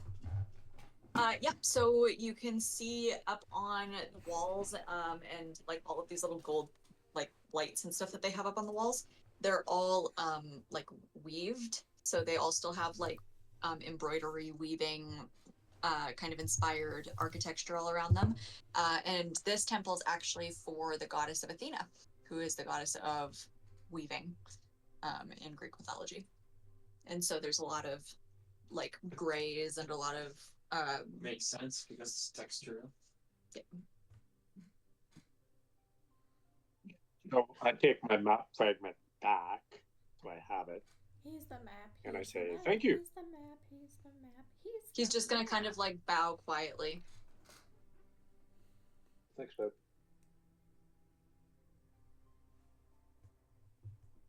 So what do you guys want to do now? I think we should go find a place to rest our heads because it's nighttime. Is this just a question to DM? Is this place temple open all night, or do they have visiting hours? Okay, ask whoever, Tobias. Is this temple open all night, or is There's your nighttime map. That's everything that's open at night. So the temple is. It's not open at night. It is open at night. It is open at night. Okay. It is. It's good to know. So what are we gonna do, guys? Are we gonna go to the Traveler's Inn, or? Neela, you mentioned you want to go to the graveyard? I think the graveyard could be fun. How can a graveyard be fun? I don't know, stuff to look at, bodies, dead bodies. I don't know, maybe they'll be cool. I don't know, maybe we can loot some graves. Okay. Maybe we can fucking grave rob. I don't know. I want a skeleton. People usually bury people with jewelry. We could go take some of that. Well, I would go have a look with you if you want to go before bed. Yeah, let's go to the graveyard. Graveyard. Okay. You coming, Rogar? These aren't grave robbable graves. You don't know that. There is one that's open.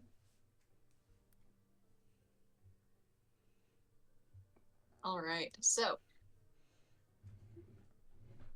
vibrant flowers bloom at the base of many graves, adding splashes of color to the otherwise tranquil scene. Birds chirp merrily in the branches overhead, their songs mingling with the gentle rustle of leaves in the breeze. Despite the somber purpose of the graveyard, there is a sense of peace and serenity that prevails in the air. A couple stands together at the base of the statue, their hands intertwined in a gesture of affection and solidarity. Kumbaya, my lord.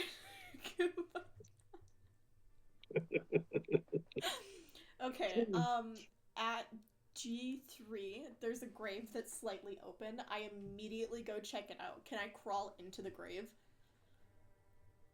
You can't fit in there, no. But I'm little. You are small, so if you maybe, what would that be, like, investigate? Yeah, I'd like to investigate the grave. Go for it. Okay. I got a natural 20 with a +2 modifier. You find 5 gold pieces. 5 gold pieces? 5 gold pieces! And I even planned for that. Hell yeah. You're a fucking grave robber, you piece of shit. And I It's like do a it again. permanent debuff she gets for the rest of the game now. Grace is just like permanent grave robber. Yeah. She's just cursed. Like, If there's a grave, Yeah, I will rob it. the person's grave you just robbed, they're gonna curse you for the rest of your life. There's another one at C12. Can I also go take a peek at that one? at C12, that one up there. Yeah. You can try. Okay, I'm rolling for investigation again, right? Okay. I got an 11 + 2, so that would be 13. You find 5 more gold pieces! I'm rich! I want to go to C3, the crypt. Well, I That guess looks like if a you shed. grave rob once, you may as well do it again. I want to go in the crypt. Is it locked or? It is locked, but it's not a crypt from what you can see. It's actually a shed. Okay. It's like a maintenance shed. Hey, Very good. Gracie, you want to come pick that? Do you sure you want me to try? Do you Who's have Gracie? any lock picks? See, the thing no, I is don't have lock picks. that it says that I have lock picks plural, but I don't know how many that is. So you have thieves' tools. You should start with thieves' tools. Yeah, but I And used thieves- my lock pick at the other place. Well, so thieves' tools includes like kind of the tools you would use to lockpick, not necessarily lock picks. So Do you can they- use thieves' tools indefinitely until they break, which is like basically you rolling a natural 1. Oh, okay. So if I roll a natural 1, it'll break, but I can basically use it. Usually in games, I Or used to it just if you fail at picking like a really hard lock, the DM, depending on how badly you fail, could like potentially break your lock picks or your Okay. thieves' tools. So I have it Yeah. until Jordan says I don't. Basically. Okay, cool. If you roll a 1, it's gonna. Or break, it's also up to but- the DM, like after X amount of failures they could break. Or Animal Crossing rules after 20 uses, it breaks. Do you want me to keep But- track of how many times I use it or no? No. Okay. No, but I will go by the rule that if you do get a nat 1, I will count that as it breaks, yes. I also and am. generally like just how badly you fail. I'm lucky, Just so before- if I roll a 1 on an ability check, I get to re-roll. I think that's only in combat. No, that's for every roll too. I must accept the new roll though. So with my lockpicks, is that included? That if I roll a nat 1, I can. If you roll a re-roll? nat 1 while using your lock picks, the lock pick will break. Okay, thank you. I just wanted to Okay, clarify. Grace, just wait. Grace, just wait. I'm waiting. DM, is that door wood, steel? What is it? It's a wooden door. Concrete. Is it pretty flimsy? I don't know. Do you want to roll, what would that be? Perception? Investigation. Investigation? Sure. I want to see the strength of the door, whether or not I could just kick it in or something. 17 plus, what would it be? Investigation. I don't have anything for that, so yeah, 17. You could determine that you could probably kick the door down. Okay, I'd like to kick the door in. Can you go ahead and roll for that for me? Can Which is I- vandalizing this graveyard. When he kicks it in, can I like yell 13 really loudly? plus Mm-hmm. strength. So 15. When he kicks the door down, I want to scream really loudly to distract those people that are standing right there so that they don't notice him kicking the door in. Wait, Grace, can I'm you... sure they're already watching you pick the grave spleen. Don't worry. Grace, can you roll... Give me a second. It just seems like they appreciate the graveyard and will be quite upset What would if we that start breaking be? shit. Would that be, what's the one that starts with a D? Deception? No. Performance? Yeah. Dexterity, strength, wisdom, I think charisma? it was going to do dexterity because that's like a timing. What about charisma? If she's putting on a show to distract them, to be performance. Okay, so I do performance then. Okay. I start tap dancing on the grave. I got an 8 plus 2 for performance, so I got a 10. Okay. They do hear the door get kicked open, but Grace, your like yell definitely like pulls their attention back, so they kind of forget about what happens at the door. I'm tap dancing on a grave. They're both like very just like, what the fuck? Like, okay. Keenan's so annoyed. Scripps is just gonna sit outside the fence and start reading. So what do I see in this shed? Sorry? What do I see in the shed? Can you roll? In perception or That would investigation? be perception, because you're just looking around, Perception right? is It's looking around. just shovels. 17 plus 0 for perception. It's So just 17. it's just gravekeeping stuff. It's all just shovels and like brushes for cleaning and buckets. There is nothing worth the value in that shed. Well, shit. Can I roll for investigation to see if there are any other graves that are robbable? I mean, I will say that you can see that there is one other grave open. Okay, I mosey on over to that last grave there and wiggle my fingers inside. Okay. Keenan, I need your help with this because she's gonna try and get bit by a snake, and I don't know how to, because the snake is at a surprise. Do I get do I roll advantage at on disadvantage? That would probably be a dexterity saving throw. So Grace, I'm gonna get you to do a dexterity. Unless the snake is attacking her, and you could roll an attack for your snake against her. I'll do a dex saving throw. Okay. And what was it? So add your dexterity one. So 14 plus 6, so that's a 20. Right? So DM, is a 20 enough to avoid the snake?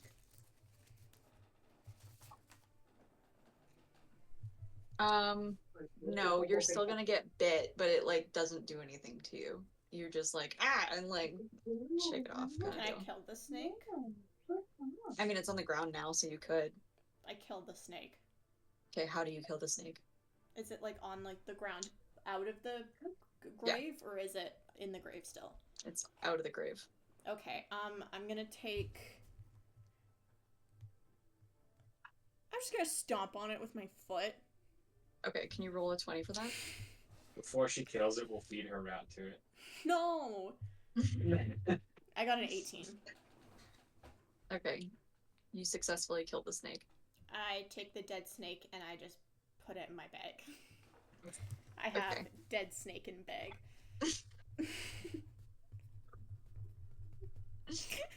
Alrighty. Next time I fall and all of my objects fall out of my bag, it's gonna be really concerning. Did you investigate this grave, Grace? I'm just curious. Was there anything in it other than the snake? I was just gonna say you might have noticed that there was like something on the front of the grave, like what it says. Is it in a language I can read? It's in English. I move along. I'm not interested. Okay. Scribs will read it. Okay. Scribs runs over.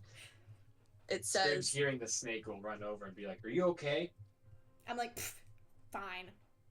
And then I walk away. I like briskly walk away.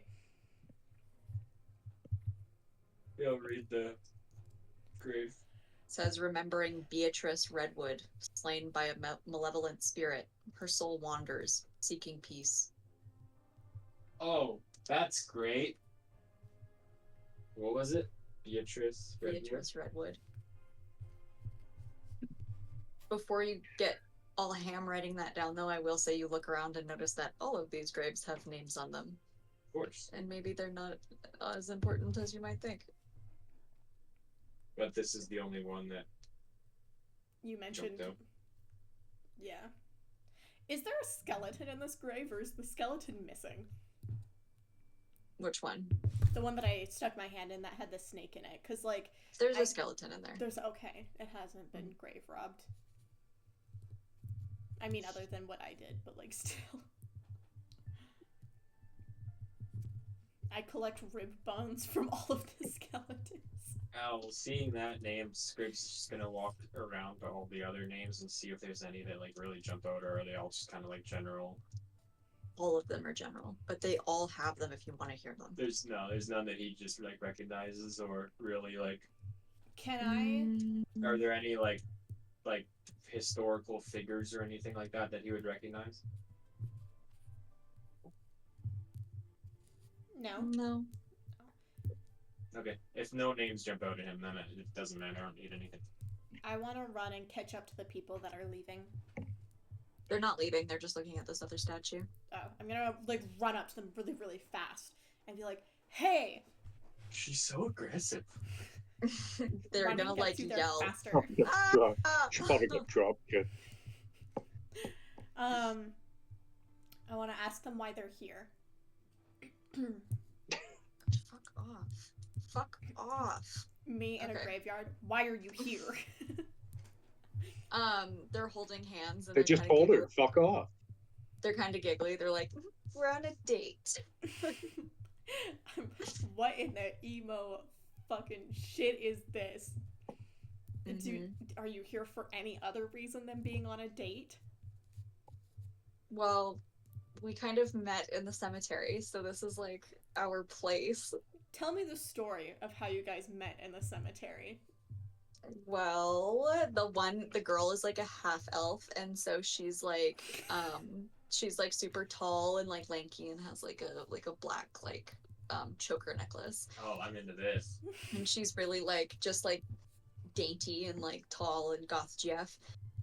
And she's like, well, I was doing my necromancy in the cemetery one day, you know, just your normal Sunday afternoon. And that's when Mortimer came in, and she points to her partner. Is her name And Bella? Mortimer's like a really nerdy, just like human, and he's like really like his pants are pulled up to like here. And he's just like super dorky. What is the girl's name? Hold on, let me open all my stuff back up. Her name is Beatrice Bones.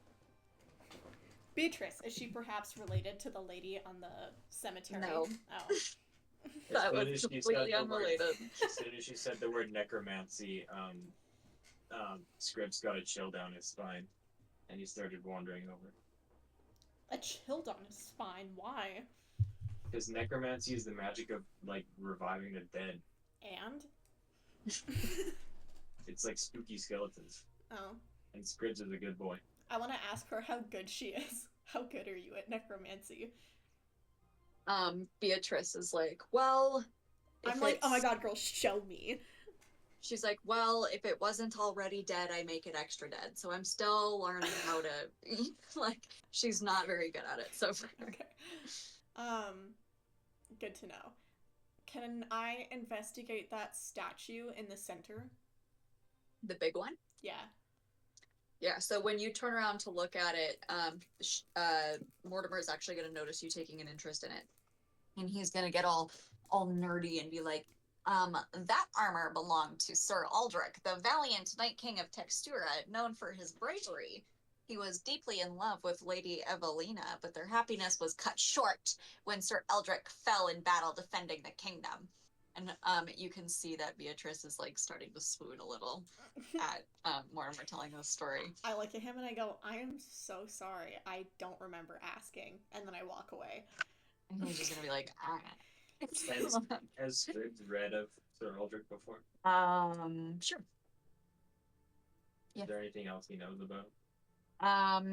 He knows that the statue stands as symbol of their tragic love story, inspiring visitors with the enduring power of love and sacrifice. Sorry, what was the name of the girl he was in love with? Lady Evelina.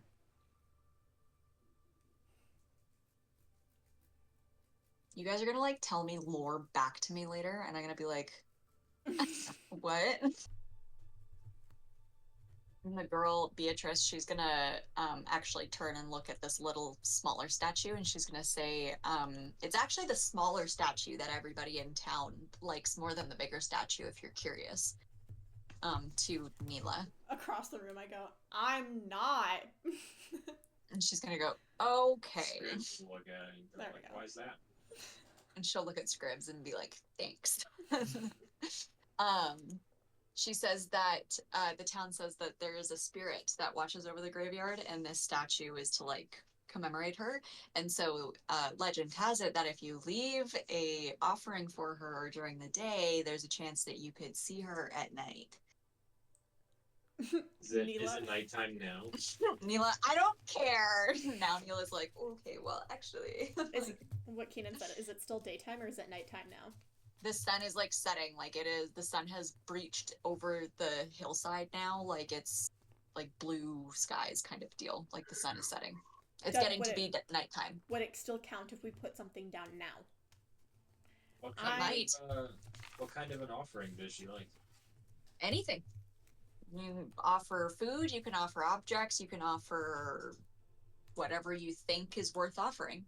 And she'll determine whether or not it's worth, because I guess apparently what happens is that she'll show up and she'll like say thank you for leaving the offering or whatever. So whatever you think might get her to actually I'm going to show leave up. 1 poppy flower.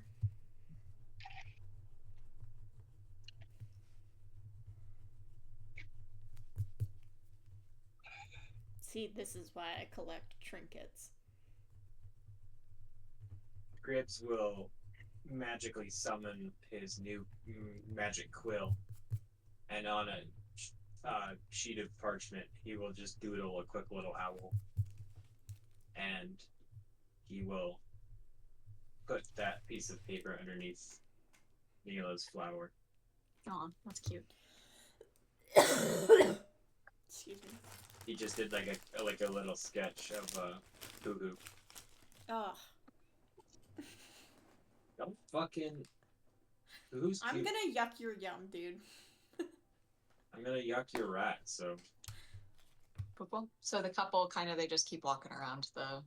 Is Dragar doing anything? He's been in that empty shed for a really long time. Thinking about we should maybe head back to the inn. Yeah, I'm getting Seeing tired. as there's not I think really. we're done here now. But what I'd like to do is go back to the inn, get a room, and we will go check out the temple a little later. Why I'm don't also we go curious check to out... see if the spirit will show up. Why don't we Like go what? to... Sorry. Why don't we? Never mind. Why don't we? Never mind. Why don't we... No, but you see what I'm saying? We could go. The temple's open all night, so. I was gonna say, why don't we go first thing in the morning instead? Because going at night is like shady. They might ask why we're there, but if we go first thing in the morning, we just wanted to get an early start on praying. The temple. Yeah, but if nobody's there, we could sneak in, right? It's not sneaking in if it's open, though. If we go early in the morning, there won't be anybody there, and then it'll be less suspicious if we're caught. Okay, then we'll do that. Maybe. I don't know. Is that a bad idea? I'm gonna say that Scribs is just smart enough to be like, hey guys, people go to church in the mornings. like, we will go in the evening. Bryce, this is how you actually argue with people. No. Okay. like, Hello, Alara. I'd like a room for the night. a room for the night. So you can get 1 night stay and any available bed for 10, or you can do a whole private room that everybody could stay in for 2 gold pieces. No, I'll just do any available bed. I'm gonna do any available bed, and I'm gonna go with the guy that was puking earlier that I was patting on the back. Okay. I have a rapport with him already. So Grace, you're sleeping in here, and Dad, you're just gonna take any available bed.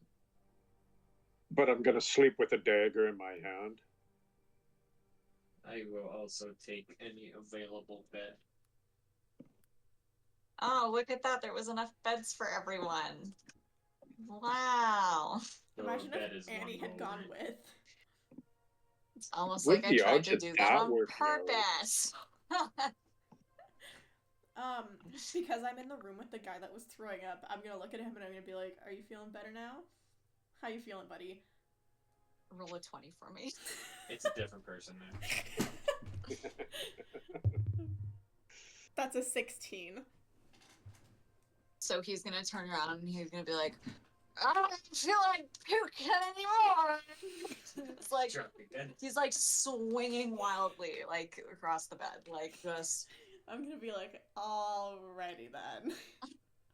You wanted this, Grace. You wanted to be in that room with him. Absolutely, I did. We're gonna party all night, but that's a lie. My character, Neela's going to bed immediately. She's exhausted.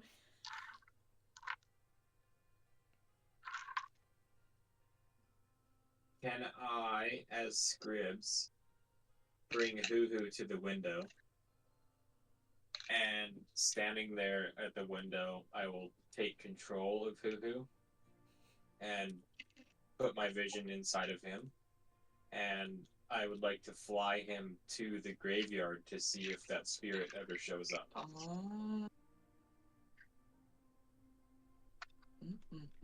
So while I'm controlling him, I can't see or hear anything from my own body, but I can see and hear through Hoo-Hoo. So Hoo-Hoo just sees this. There's no spirits or anything. Just the empty graveyard. Oh, there's a thing there. And Hoo-Hoo climb on top of the big statue and like Hoo at the thing? Sure. When he whoos at it, it's gonna grow in size. Interesting. Can you show us what Hoo-Hoo's crow sounds like? Like what his hoot sounds like? What his crow sounds like? Yeah. It's a very distinguished hoo. Is it? Okay. Yes. Based on what it looks like, I thought it would be something like a. That's what your rat sounds like. That's fair. It's understandable. It just coughs. My rat doesn't make any sound. It just. So, yeah, like coughing like street rat. I'm gonna leave Hoo-Hoo there, but I'm gonna come back to my senses. You know? So I just go, Rogar, I saw something in the graveyard. Okay, I'm sleeping. What do you want? You want The to go spirit. there? Go there. The spirit was there. I come like scrambling out of my room, like clawing my way. I like swing the door How open. could you hear that? How could you possibly hear that? I want to be a part of things. I was just about to just give up on him and shake my head and then run out and go bang on the door of Grace's room. That makes more sense. Yeah. Do you want to go to the graveyard then? You can come if you want. That's what she said. Okay, let's go to the graveyard then. Okay. Okay, well I'm gonna bang on Neela's door first. Can the drunk guy come with us too? Can I invite him to tag along? You can try and wake him up, If but he I'm gonna tell wants you to. right now, he's not gonna make it out of the house. Okay, I won't bother. I'll point it out right where I saw it. I go to where. Go, see, look, there. I'm gonna say, what happened? The spirit. It's there. How do you know it's a spirit? Well, I can't be sure, but it moved, and I came here with Hoo-Hoo, and when I hooed at it, it grew a little bit. Okay, now that I know that it grows when you hoo at it, I'm gonna walk up to it. And hoo at it? Yeah, I'm going to hoo at it. I'm gonna go, hoot, hoot. It grows a little in size. I do it. We all get excited. We're all like, hoot, hoot. Am I the only one? It grows a little more. Guys, come on, hoot with me, hoot, hoot. Can I, can I, as Scribs, go up to and just say, Beatrice? It's gonna shrink in size. Oh no. I'm gonna run up to it. I'm gonna go hoot, hoot, hoot, hoot, hoot, hoot, hoot. It's gonna grow a little back to size. It doesn't like Beatrice. I'm gonna say, guys, hoot with me. Hoot with me. Ready? All of us hoot Maybe together. it's a portal. Oh my I'll- god, I'll- fucking hoot at the thing with me, you guys. I'm doing I'll this I'll alone. hoot, and I'll get hoo to hoot as well. There we go. We all go hoot hoot. You guys keep hooting and hooting and hooting and hooting, and then all of a sudden, that appears. What the fuck is that? Oh, it's a little girl. Grace, are you good over there? What's happening? I'm so proud of myself. Also, my landlord must think I'm crazy because I'm sitting in my bedroom all by myself yelling hoot. Hoot, hoot, hoot, hoot, hoot, hoot. That's not different than like a Tuesday, like any other Tuesday. So a little girl is going to appear, kind of in the same area that you were seeing the orb kind of thing appear in. And she's gonna start doing the same thing that Grace was doing, and she's gonna just happily be like, hoot hoot, hoot hoot hoot. I'm gonna walk up to her and I'm gonna do this too, and I'm gonna hoot at her as well. I'm gonna be like hoot hoot hoot hoot hoot. They're both just in the cemetery. Hoot hoot, hoot hoot. Like, As Scribs, I'm just gonna look up at Rogar and just be like, what the fuck? the little girl's gonna like look at the party and be like, who are you guys? Who are you? Ooh, She'll- I say. Who are you? She'll say, I'm Amelia. Like, Amelia. yeah. I'm gonna say, hi Amelia, how'd you get here? I died. I'm gonna look at her and I'm gonna be like, girl, was it tragic or was it like chill? Just gonna say, I got really sick, like a bunch of years ago. Scarlet fever or the plague? It was a plague. Aw, bummer. I'm gonna say, what are you doing here, girly pop? I'm just gonna say that she just comes and hangs out at night. I'm gonna say, She's are you hanging out. lonely? No. Do people visit you often? No, I have my dog. You have a dog? Fuck yeah, I got a dog. What's your dog's name? Shadow. Shadow? Where is he? And she's gonna kind of look around. She's gonna be like, I don't know. I actually haven't seen him all day. Like, normally we come out at night, and I haven't seen him yet tonight. So I don't know where he is yet. Maybe he's sleeping in. And then just as she says that, you guys are gonna kind of hear this, like, really echoey kind of, like a dog barking down a hallway kind of sound. Oh, that's cool. From, like, way in the distance. And you guys are gonna just kind of hear that. And she's gonna perk up and be like, I hear him. I know he's around here somewhere. So. Can you call him? Does he have like a special thing that he comes to, or I don't know? That's what she said. She Oh, looks around great. and she's like, I normally just go find him, to be honest. Like, I don't. Do you want help finding him? Sure. That'd be great. I will Let's assist go with find us a ghost dog. Cool. Ghost dogs. So, ghost dogs. what I will get you guys to do is I'm gonna get you all to make perception checks, and we're gonna try and see if we can figure out where the dog's bark's coming from. Hell yeah. We should wrap this up soon. Dad's falling asleep. You guys are the ones that 5. keep wanting to go places instead of going to bed. To be got fair, he 5. wanted to go to bed and I You woke got him up. 5. Okay, I got 17. I got 15. 17, 15. Okay, so Rogar, he's listening for this dog, and you're really struggling to pick up any of Shadow's barks amidst the background noise of the graveyard. You can only hear like faint whispers of like the dog kind of barking sort of thing. Neela and Scribs, on the other hand, you do hear faint but distant barks, which you can kind of narrow down that it's coming towards this left corner over here. That's really all that you can tell, is that it's coming from over in this direction. I'll go over there. Is he within the graveyard? I mean, I would assume he's within the graveyard. Okay, can I go look inside of the cab or the shed or whatever? I will get you to roll investigation. Okay. Getting better at this. Oh, thank God, that's a 7, not a 1. I was really nervous for a second there. 7 plus 2 for investigation, so 9. 9. So you can hear it barking, but you can tell that it's not coming from inside the shed, is all that you can determine. Okay. I will check behind the shed. And I'll get you to also roll investigation. Oh shit. That would be 24. And out pops Shadow! He's so cute! And Shadow's barking, and still, even though he's like right there in front of you guys, his barks still sound like they're coming down like a hallway. Like That's they're so just really cool. echoey Ghost barks. puppy. Yeah, like ghost barks.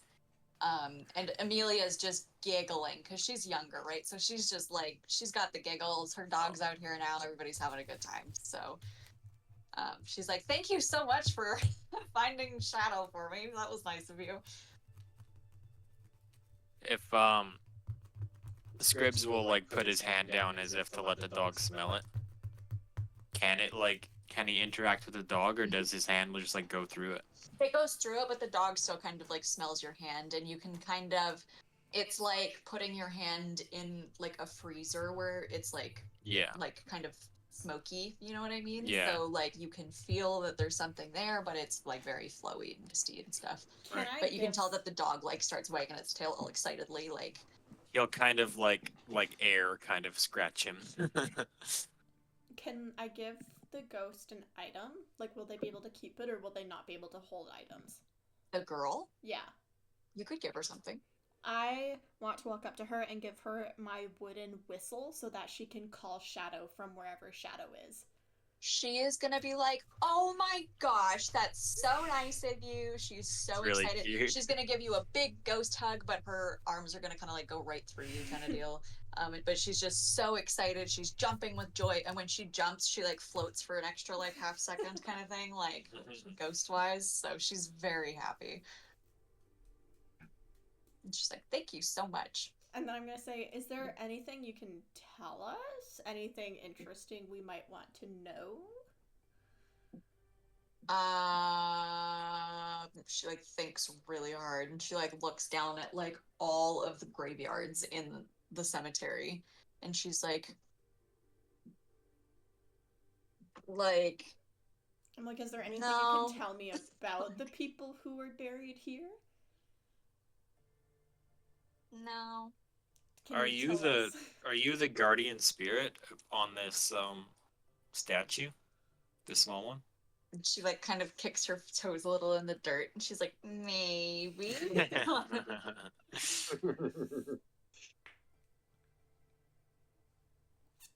And she's starting to get a little distracted, like she's really obsessed with the whistle that she got, and she's kind of blowing on it, and the puppy's running around. So it's cute. As you guys are kind of like trying to talk with her, she's like losing less and less interest. Can we ask her why she's the guardian?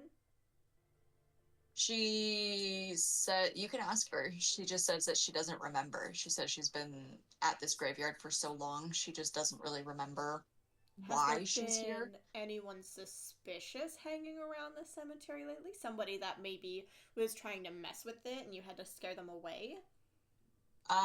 There was a big dragonborn guy here earlier today that busted down a door. But other than that, I haven't really known anybody all that suspicious in the last little while. Yeah, we know that guy. I look at him, I'm like, you should you know that guy. You should totally curse him. Yeah, can you curse him? Whoa. Kill him right now. Can you curse people? No. Can you read different languages? No. She can't read at all. She can't read. She's illiterate. Can she show me the money?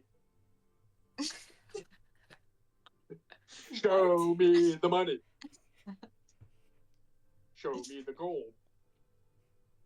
There's no more gold at the graveyard because Grace robbed it all earlier. There was gold. That's pretty suspicious. But You should have mentioned that. That was pretty suspicious. She was a little distracted by the guy kicking down the door. Amelia, do you have any family or anybody we can say anything to for you? She gets really sad looking, and she's like, honestly, I don't remember. Okay. Oof.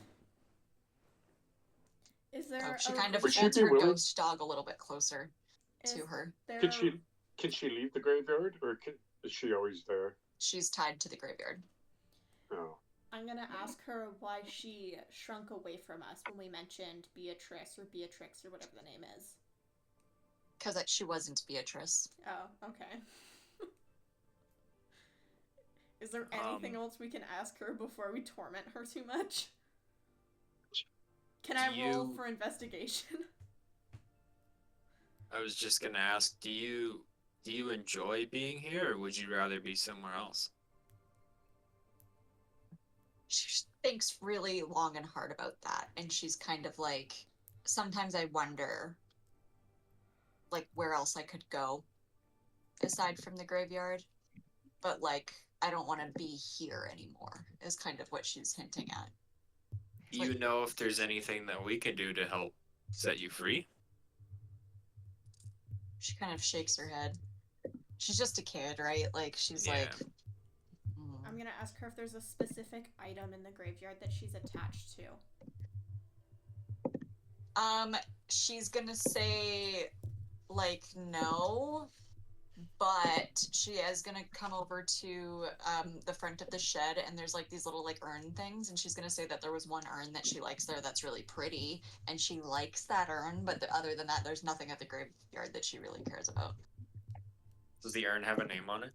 No. Can I take the urn that she liked? And You put could. it in front of her statue? Sure. Just like that little, so it's the little blue one. You just move the little blue urn in front of her statue. Yeah, that's all I wanted to do. As soon as you move the urn in front of the statue, she starts giggling, and then her and the puppy both disappear. What? I want to rub the urn to see if it's like a magic lamp situation. Go for it. I rubbed the lamp a couple times. Nothing Or the happens. urn. Dang. Well, that was interesting.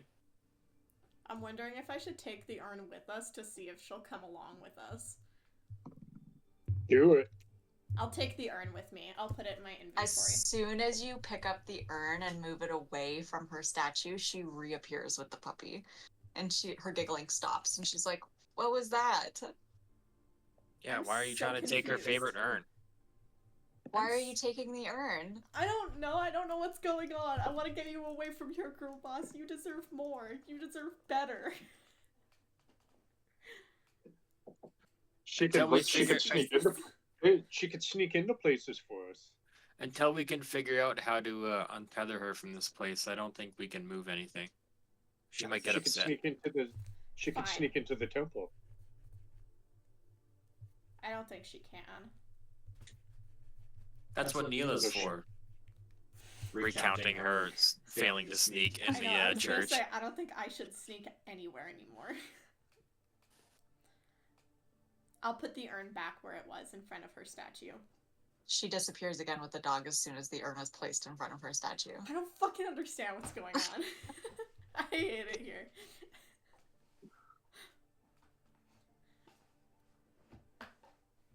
I think she's happy with it there. We should just leave her be. Okay, we should head back and go to bed.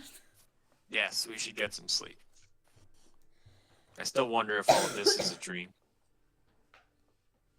So you guys go back to the inn, and as the night really, like, the moon is high in the sky at this point. You guys have been up late painting the town red in Textura, and as the party retires to their rooms, Alara, the innkeeper, she's making her rounds, So she's making sure that everybody's settled all comfortably, and with a warm smile, she bids each of the members of the party good night. And her voice is filled with genuine warmth and sincerity. Sleep well, my friends, she says. As she's tucking me in, can I ask her about Amelia? Go for it. Can I just say, do you know of an Amelia Amelia? that's buried in the graveyard? And she kind of goes into like this long, like 100-yard stare kind of deal, and she's like, "Oh, Amelia." And she's like, we've heard rumors about Amelia, that's for sure. Just a ghost story though, and she kind of shrugs it off, like, oh, not really anything to believe in. What kind of ghost stories? Like bad ones or good ones? Just that she likes to haunt the graveyard is all. Do you know anything about the blue urn that's out there? I know that there's a bunch of urns in the graveyards, but none in particular. Cool beans, cool beans. Well, I don't think she was a bad person. Oh, we met her, by the way. She seemed really nice.